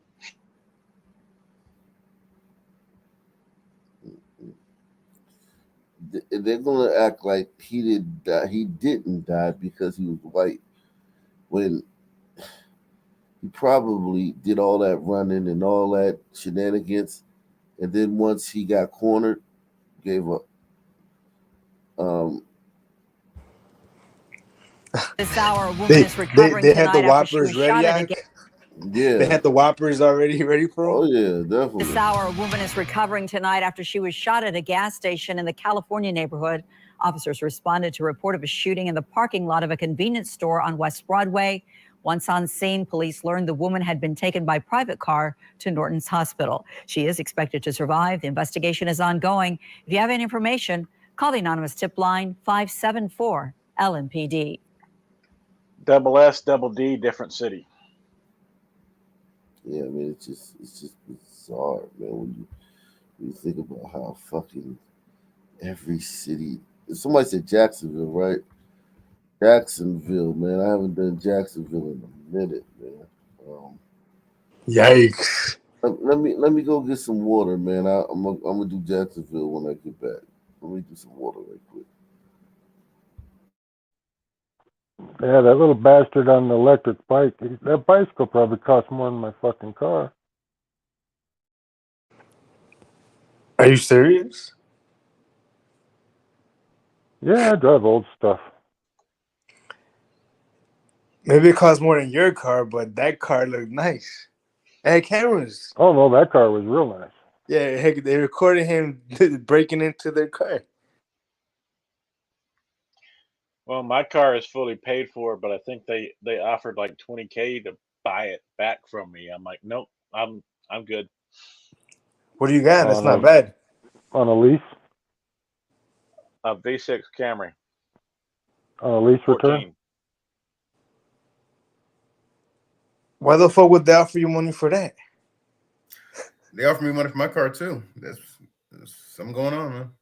They They're can't trying get to new get cars. stuff. Oh, that's right. They're struggling with like used cars and new cars or some shit, right?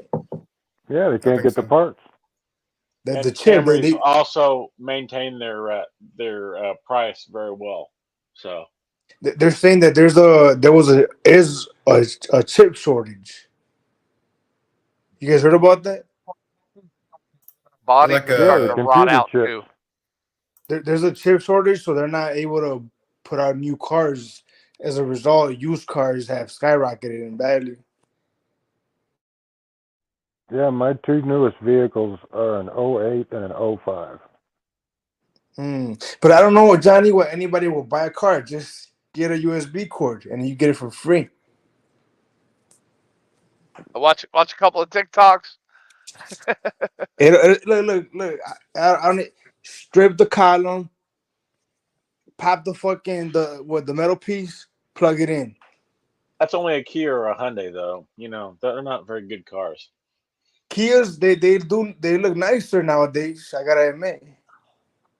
Yeah, they're not this. All them little companies were shitbox when they started, but Kia makes a nice car nowadays. I think Even so. even Hyundais actually are pretty Yeah, decently made. Hyundais were Yeah, the they're same not way. bad. But Nissan Yeah. used to but be don't garbage. don't get me wrong, Johnny. Give me a Silverado or They nothing. still don't maintain their value as good, though. Oh no. No, but they're not. They're not that expensive, and it is what it is. But like I said, it's not a Silverado, so I don't even want it. Give me a 4x4, Johnny. You just never I know. don't know, that Tundra is pretty tough.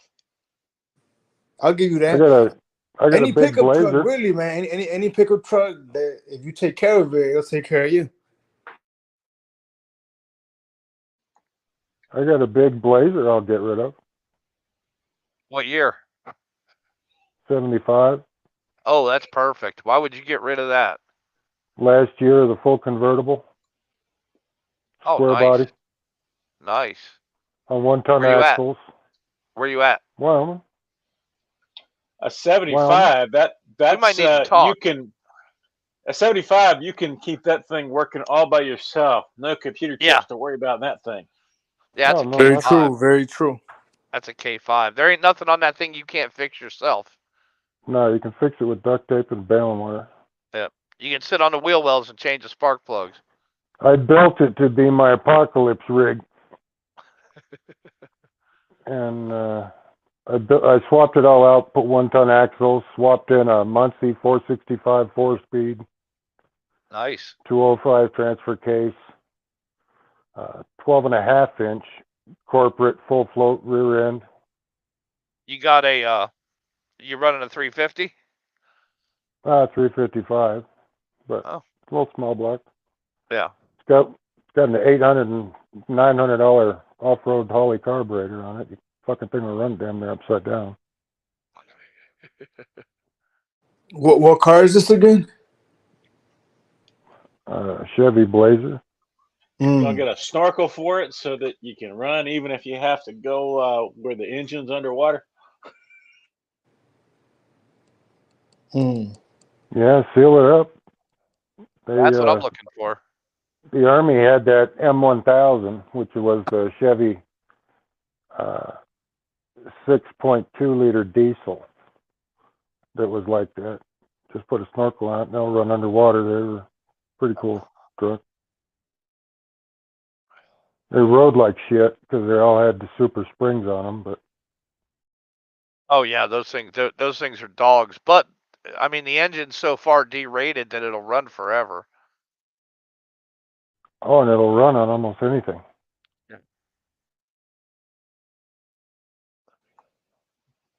That'll be your Road Warrior model there. And I got a 85 Suburban. That's the last year before the computer. Nice. And a bunch of other little trucks, little Ford Rangers. And No, get this, Mayo. Check out this, Johnny. So my uncle, he was robbed by you know who? This past summer, right?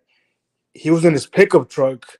He parks it he backs into the garage, and there's a security camera that caught everything. But this victim of white supremacy sneaks into the garage and robs him at gunpoint. Now my uncle it was a nice pickup truck. Pickup trucks are not cheap.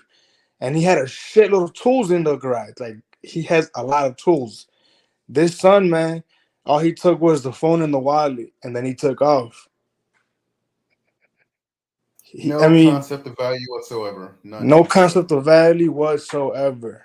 Yo, but I'm just glad he didn't kill him. You know what I mean? He was one of the kinder ones, you know? I'm glad nothing happened to him. Salute to him, man. Good luck to him, man. I mean, it's sad you have to say that. It is sad. I mean, nothing happened to him physically, I guess, but I'm sure mentally he must have been pretty distraught because that was, again, in his garage where he spends a lot of time. Yeah, it's a shame you damn near have to have a Sally port with two locked openings to get in your house safely. Right. Maybe a King Corso and a Rottweiler for good measure. Look at the Umbrito with 100,000 in vehicle and tools right there, and the Sunman goes off with the wallet and the phone. Yeah, I'm telling you, like looking at the camera, like it was just because the camera just caught the alley. You know, the camera just it doesn't capture the interaction inside the garage; it just captures the alley. You know, but here, somebody look at my picture thing. I'm going to show the Blazer. I think you're blocked off by the super chat. Oh, there you go.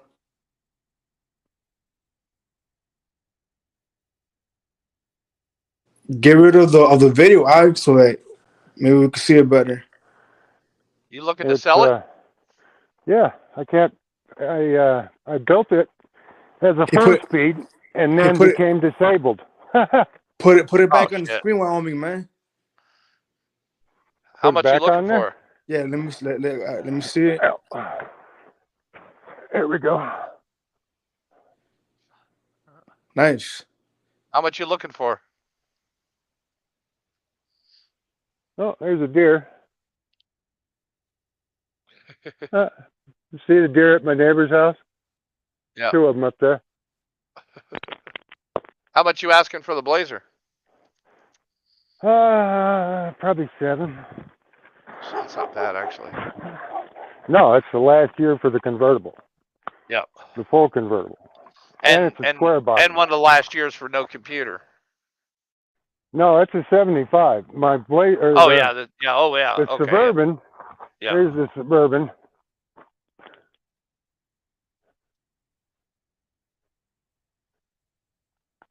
That's a 85. That's the last year for the computer. Yeah. We're Oh shit, man. Throw your number in the back if you don't mind, man. I'd like to talk to you about that Blazer. That's I don't know exactly how what to I've been do looking that. for. Yeah, it's got a Dana 44 front. Like I said, put a 205 transfer case in it. Muncie 465 4-speed, so it's got granny low. Let me move along, man. You guys can talk about that shit behind the scene. Let me move along. 3 Jacksonville hospitals are teaming up with the American Heart Association to help those in the African American community save lives. Today, the organizations held hands-only CPR classes at the Black Expo. News4Jax reporter Ashley Harding breaks down what they learned and why this skill is so important. Anyone who's ever practiced CPR knows it can be a workout, but it's a workout that can save your life. Nicole Mobley learned that firsthand. It is, and I was hoping that I was not going to break the breastbone. Just making sure that I was getting my formation right and pressing correctly. I think I could do it if I needed to. Like, think about this. In every city, 90% of the gunshot victims, stab wound victims, beat down victims, hit and run victims are from one community, one simple group. And 99% of them sit there and just say, "Stay with me, dog. Stay with me, dog." They don't have any training whatsoever. And that group right there does not know how to do the basic first aid after what, 60, 70 years of this being the case? Nowhere. It's not one city where, hey, but nah, in this city they do it, or in this town they do it.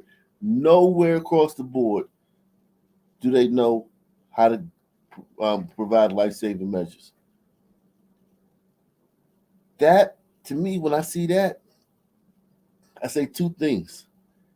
One, the way their mind works, that's not something that they see as a possibility. They don't see that as one of the possibilities.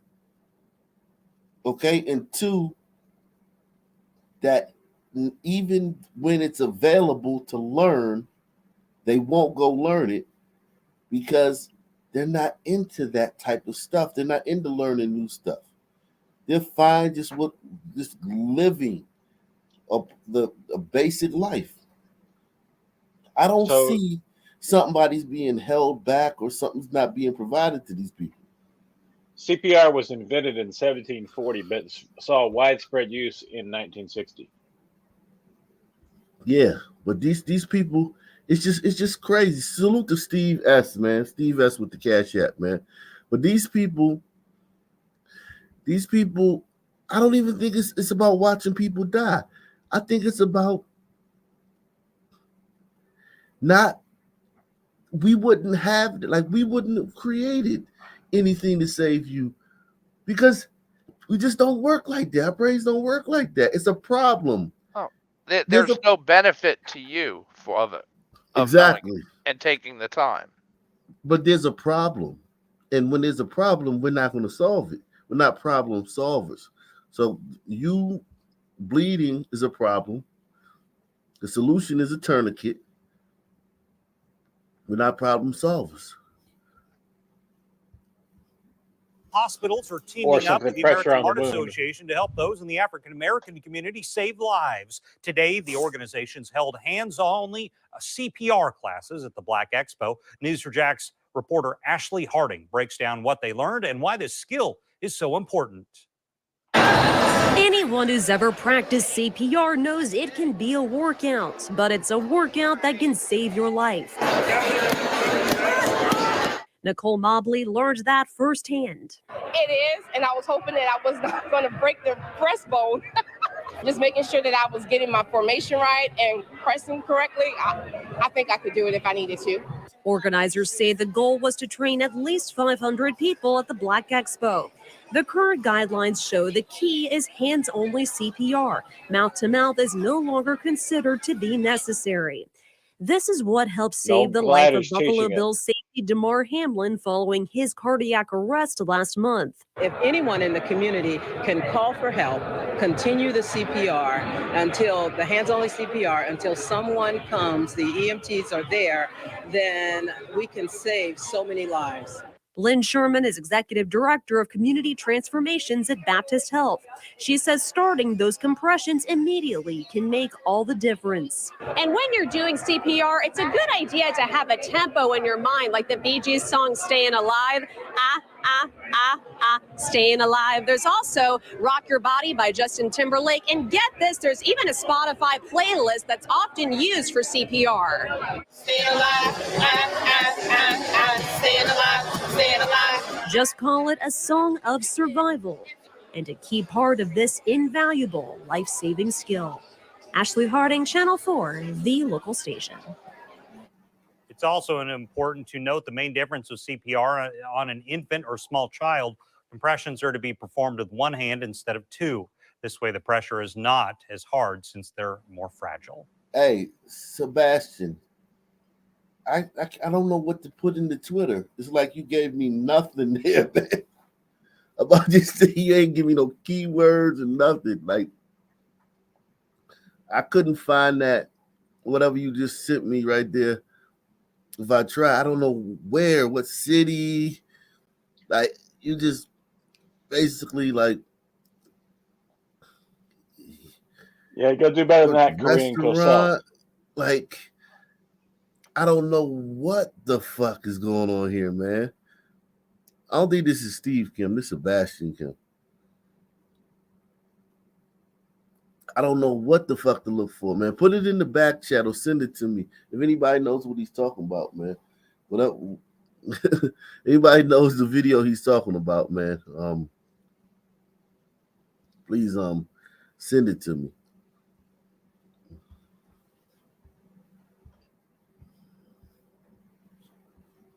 Oh, and somebody said with that much snow, our vehicles must rust out a lot. And we don't have rust here because we don't use salt on the roads. We only use sand.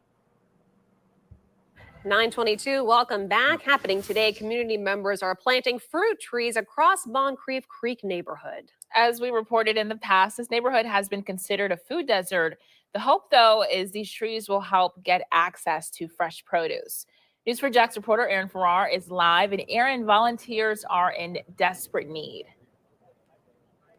And that's why they're here doing this, not only this weekend, but also next weekend here at White Harvest Farms. Talk a little bit about the purpose of doing all of this. Is a farmer, Mikey Howell. Mikey, thanks for being with us this morning. Yeah, thanks for having me. Can you elaborate on what is happening today and tomorrow? What kind of trees are you all planting? Yeah, so right now you can see they're kind of working on, we just planted some blackberries here. We planted persimmons and figs just past that.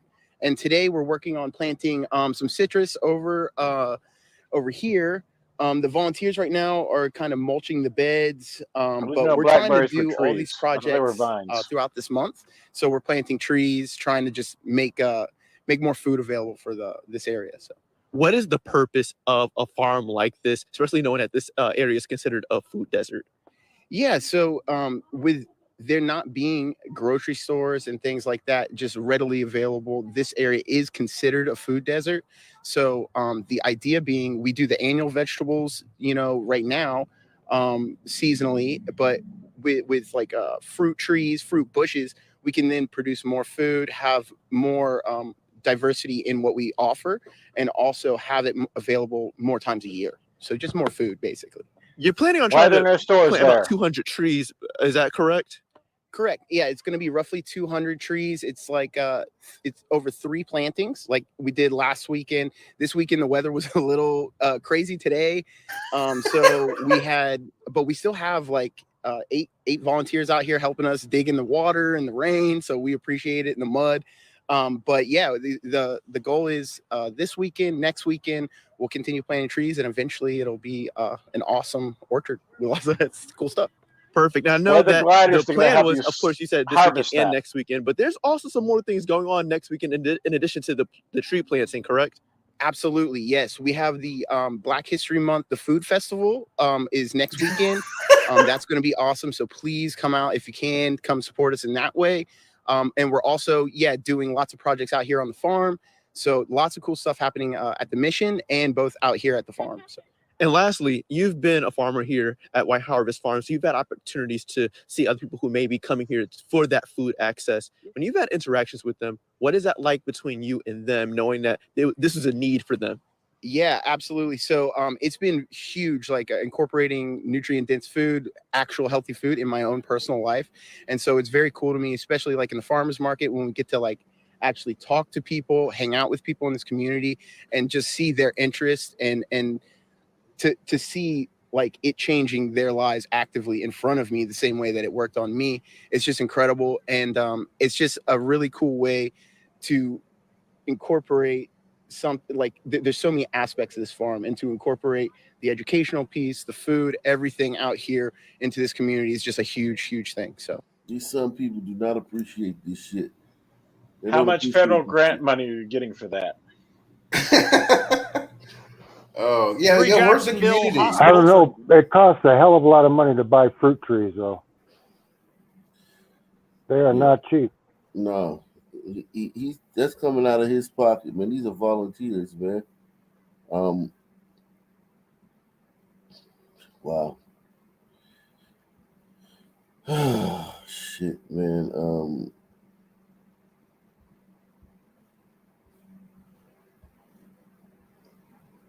Two South Florida men suspected of stealing mail have been arrested in St. Johns County. The sheriff's office reporting they found incriminating evidence in these cars after pulling the men over.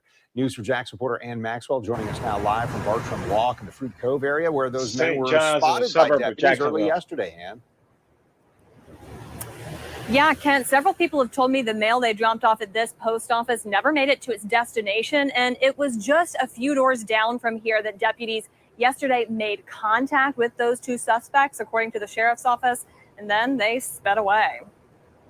The St. Johns County Sheriff's Office says deputies used a pit maneuver to stop and arrest 28-year-old Darren Simmons from Miami and driver Anthony Kemp, a 27-year-old from Hollywood, Florida.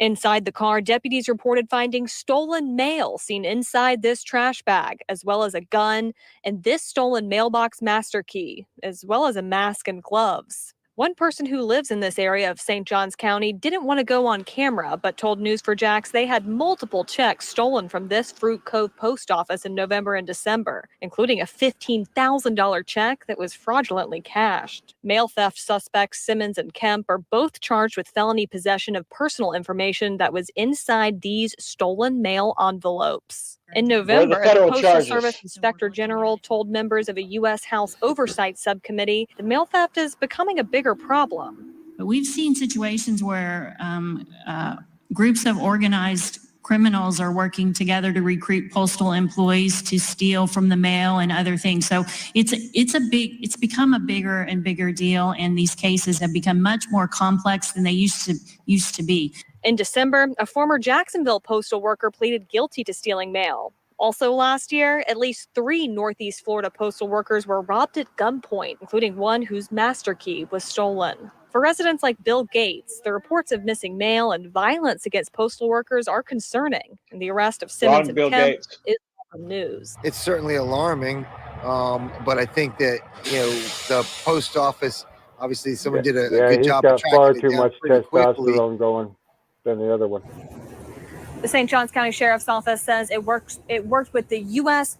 Postal Inspection Service. That's the U.S. So now mail. And those that federal time means you do the time. There's no 2/3 off, good behavior, nothing. Mel Steven is becoming a thing, man. Is a starfish hairdo becoming a thing too? I was going to ask about that. What the hell? I thought he was the shadow for Lisa Simpson. I didn't know what the hell was going on. Yeah. Yeah, I mean, listen, man, that hairstyle, I think I saw Kodak Black or somebody with something like that, man. Might be very, very, very popular, man. Okay, let's see this. Right now at 6 o'clock, family members of a man killed in this police shooting here in Jacksonville are now speaking publicly for the first time since the release of this body camera video. Police say Leon Burrows opened fire at them and his bullet grazed an officer in the head. Burrows' grandmother spoke with News4 Jax. She maintains he did not deserve to die. This shooting was Thank last God the month officer during a didn't get confrontation in shot Northwest Jacksonville. directly. And News4Jax reporter Marilyn Parker has been following the shooting and the investigation, and she's joining us with the family's reaction to the video. Marilyn. You know, I spoke with the family after this shooting happened, and they said they wanted to see the body camera video for themselves. Now that it's out, Leon Burrows' grandmother, Dorothy, says he just didn't deserve this. We want to warn our viewers this video may be hard to watch.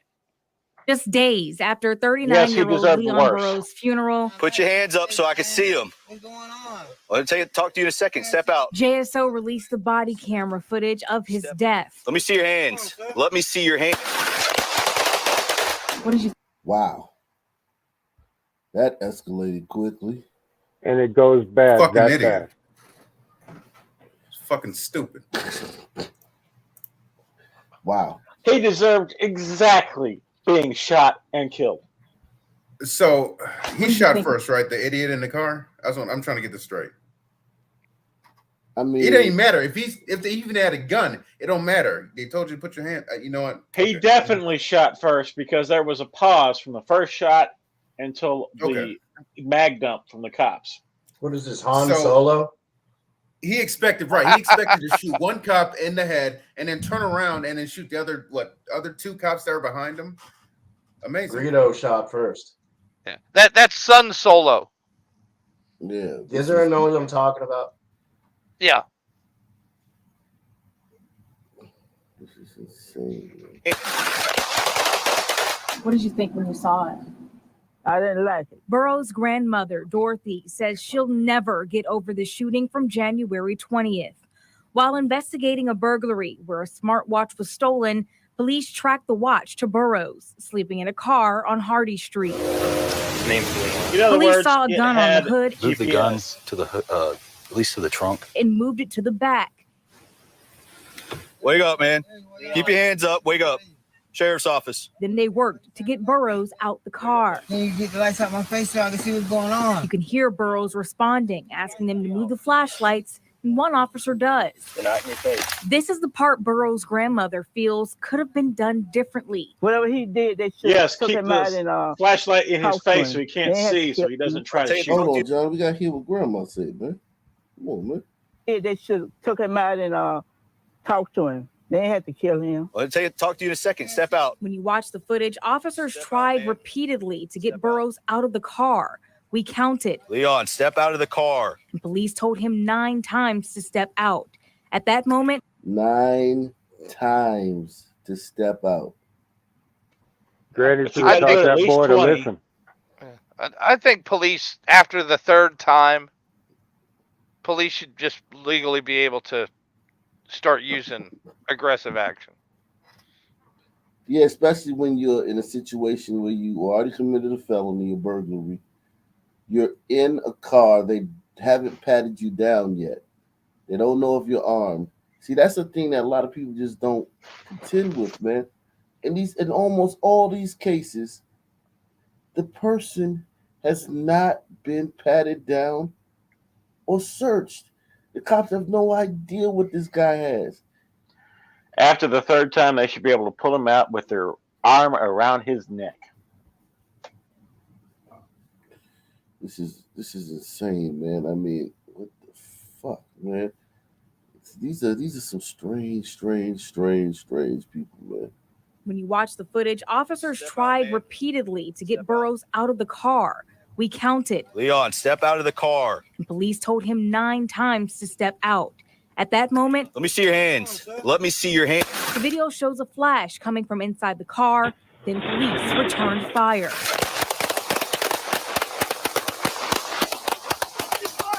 Damn, he lit his ass up. Jesus. Bravo. The cops have extendos these days too. Have you noticed that? No, I didn't notice that. Yeah, they carry like 23 rounds or so instead of 17. Yeah, good for them. Yeah, base About plates time. They need plus switches. 6. That's all they need. Switches now would be good. Even the playing field with switches. Yeah. This is. They lit his ass up, man. Listen. That's what a lot of people, they don't like that. Why'd they shoot him so many times? Well, once you get a group of people with guns and they start shooting, I mean, the effect of multiple people shooting at a time. It's like, I don't know, it's probably some kind of dynamic or some kind of phenomenon that they got to study. Yeah, it's like a sneeze. Once the first officer shoots and they're in fear of their life, they all empty their mags. So you could easily have 50 shots go in there with just 3 or 4 people. Ceasefire! Ceasefire! He had time to get no gun. He didn't get no gun. He ain't had no gun. He just woke up and they had the light flashing there. He said, "What's going on?" They shot. You don't watch the video, do you? 1068. He The shot officer first. was okay after the shooting. Burrows died at the scene. Did he deserve that? His grandmother doesn't believe this shooting is justified. It's still being reviewed.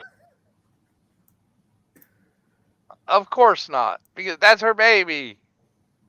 That's the muzzle flash from the suspect's weapon. Right. The only way a muzzle flash could be inside of the vehicle would be if it was from his weapon. No, If man, he was everybody lighting else up a was outside. blunt. But she's a mammy. She's always going to take the side of the son man.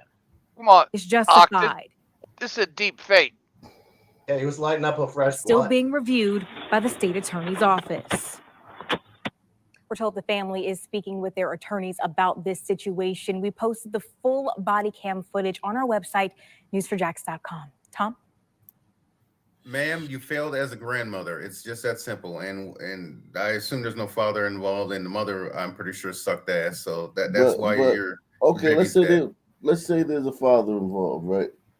Okay. What do you think? What kind of father do you think he got? Man, I don't know. Seeing the results, I don't. Yeah, very possibly. I don't know. Yeah. Crump ain't gonna take this one. Yeah, facts. I don't know. Honestly, don't know. Kind of not an effective one, you know. Yeah. Yeah, all this father shit, man. This shit is annoying, man. Father. Motherfucker, father is George Floyd, man. The fuck does it matter if that guy's not around? It only matters if the father's not around, if the father's a good man, a decent guy. What they need to do is remove it from Fair these enough. irresponsible sisters and send them into foster care where they can actually get their needs taken care of.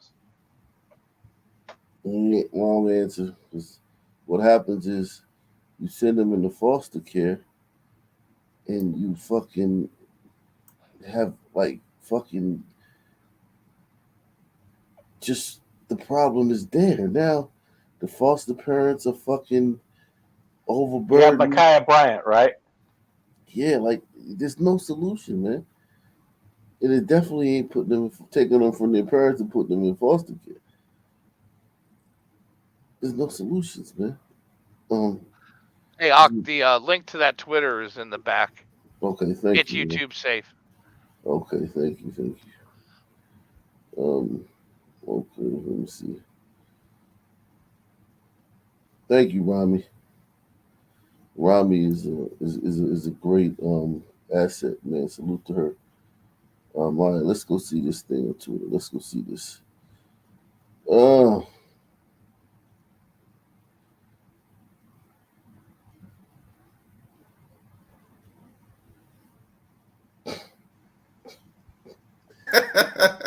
Don't call us thugs. We not thugs. If you say it again, we'll beat your ass like thugs. Good defense. Yeah, smart. Yeah, but that's not gonna work with the American public. This is a white guy. He's already lost, man. Like, there's nothing this guy can do in this situation to come out as far as a court of public opinion. He's lost already. I didn't drink your drink. Don't call me a thug. So what you is? If we thugs, so what you is? I'm not a thug. I don't go to people's what- tables so what- and That's harass not- them. Man, I don't know, Don't call bro. us a thug, bro. Don't call us a thug. I'm not a thug. Don't call me a thug. Crazy right now. If I want, he just calls niggas we black. I know. Don't call us thugs, bro. Don't call us thugs. I don't know him. He was homeless or something. Yo, bro, I didn't drink your drink, so don't call me a thug. Yeah, And I'm recording you. I'm down. What can't? What? I'm not. What difference does it make if you're recording me? What does that do? Nah, I'm just. I don't. Yeah, who's a thug? That ruins your life, you fucking moron. You're gonna get You're trying to doxxed. intimidate me. You're a thug. You're gonna get doxxed, and you're gonna have. All right, when you wake up Monday morning, you'll find out what that means. Yeah, I am. You are? You racist Yeah, black yeah. bitch. And what if we beat your ass right now? You won't do it. Call me a nigga 'Cause right you- now. yeah. Do it. Do it. Call me a nigga right now. Do it. I'll- bro, I'll beat your Do ass it. myself. Do it. Here, hold Do this it. camera. Do it. Call me Do a it. nigga right now. I'll Do it. beat your fucking Do it. ass. Call me a nigga right now, and I'll beat you. My God, these people are crazy. Call me a nigga They right want to now. be Do it. victimized. Do it. What you gonna do? Do it. That would count as You call me a thug. provocation. You're already calling yourself it. Why do I have to? I ain't touch you, my boy. I ain't touch you. Stick your ass, Fuck nigga. is you talking about? Get your fucking But then stupid they called him a nigga. ass girlfriend too, nigga. Amazing. Yeah, don't call us thugs, bro. Don't call us thugs, because we not Oh, thugs. this is straight out the Boondocks, man. Let's see. Let's see what the people said. Let's see what the people are saying.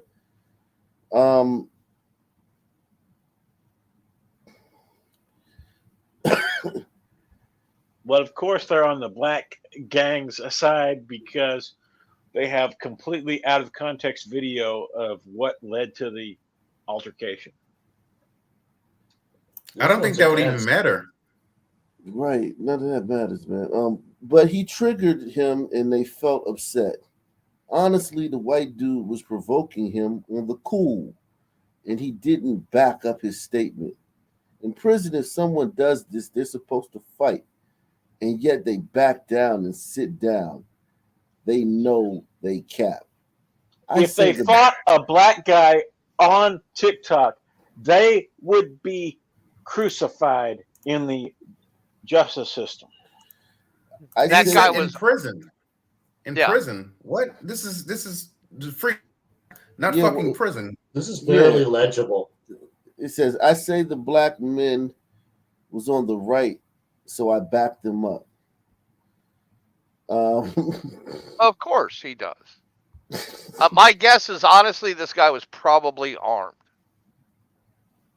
I don't know. This looks like a pasty lib in a pasty liberal city, not armed at all. I think this guy just probably wasn't scared of him because they probably were some punks. If he was armed, he would have faced him at all times. If they was the Sunmen, multiple times. if they were the Sunmen that I know, or the sunny ones I hung out with, not the good ones, but they were the sunny men I hung out with, they would have been swung on that guy. Like those guys were like they were doing too much talking. Call me nigga, and I bet they wouldn't have needed all that. They were just They were swung on that guy. lames and trying to grift off of the video. And he saw that and said, I don't care.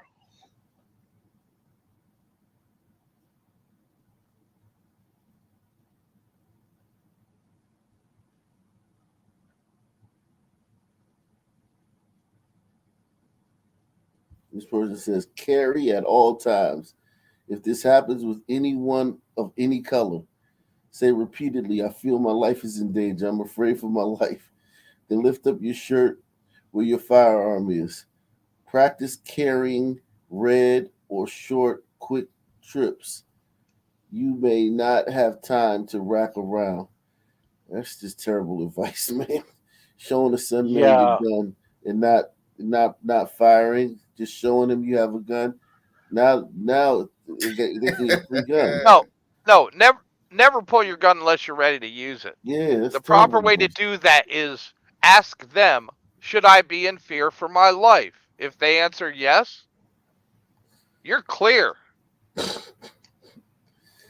Not necessarily. If they don't present actually a weapon or a threat where they're like surrounding you. You don't need a weapon. You don't need a weapon, but you do need a imminent deadly threat. You need them ganging up on you, bucking up on you, getting ready to hit you, hit you. Verbal threats are not enough, at least according to the law. Not here. Depends what the jury thinks. If you have reasonable fear and you ask them, should I be fearing for my life right now? Hell yeah, motherfucker. According to the law, verbal threats are not enough. You put yourself. It depends on your state. Once again, you put yourself in jeopardy of prosecution if it's just verbal. All right. So this woman Sarah Gonzalez, she posted it. Let me see. Sarah is from the Blaze. Okay, so she's from the Blaze TV. So let's see what her crowd is saying about this, man. The Blaze.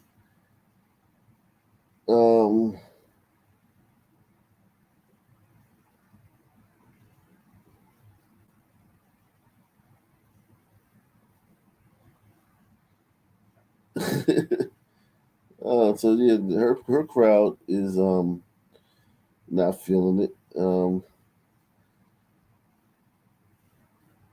Yeah, I mean, these guys were not lovable sunmen. They weren't the type of sunmen that people can, kind of like put their arms around, man. They didn't nail it. These sunmen, they didn't nail the landing, man. I think it was that last part. Call me a nigga and I bet you I'll fuck you up. That was a little too much. That part, I think if they had left that part out, they could have been like Sun Victims of the Month of the week or whatever. Put your arms around me, baby. Put your arms around me, baby. These Sun men are just trying. Don't call us thugs. Don't call us N-words. Proceeds to act like thugs and repeatedly use the N-word that they stated would cause them to beat the man's rear. So if it's not okay for him, and if it results in violence, why do you use it as a threat or belittling of the man? Yeah, man. It's they didn't stick the landing, man. People aren't feeling it. Race baiting thugs. Yeah, I said it. Yeah. People not feeling them. They didn't. They had so much potential here. When it first started, you got a white guy. You're proclaiming that he's called you thugs. You could have kind of like left it there, man. And they went. I think they got greedy with the whole "call me a nigga" part. I think that's when they got greedy, man. And their greed, they crapped out. So, yeah, I think that's what happened there, man. They dug in too deep into the Sunman Lotto. Yeah. Oh yeah, I like this video. This video right here lets you know, like, you just can't. You can never ever see. Do me a favor. Come over here. Then place your hands behind your back. What? Hey, place your hands.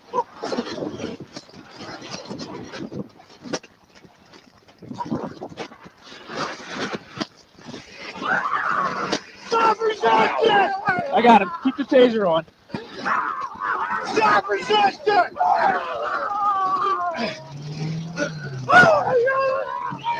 Fuck. Keep the taser on.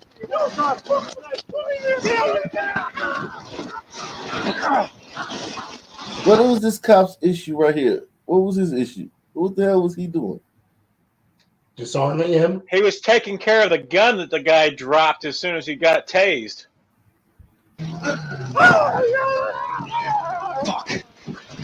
Keep the taser on.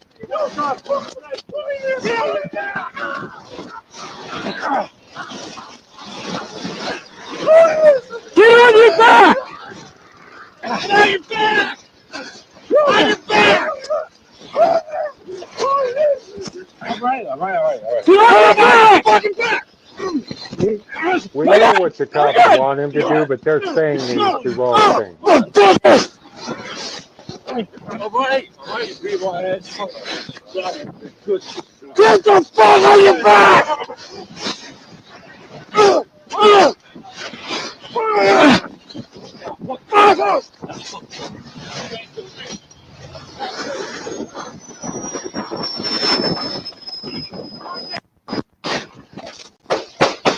Oh, we had another. He killed both of those cops. Both those cops died. Yo, Are you serious? Yep. Why can't they slip in a rear naked choke? He had the position. Because you're not allowed to as a police officer. Now. Which is fucking bullshit. Yes, it is. I agree. Over a minute to kill someone. And every time the cuffs come out, the Sunman goes into the fight or flight mode, and it's usually the fight. It's more effective than strikes and less damaging. Absolutely. But every move that they have in the arsenal to contain someone has been outlawed. Both those cops are dead. He killed both of them.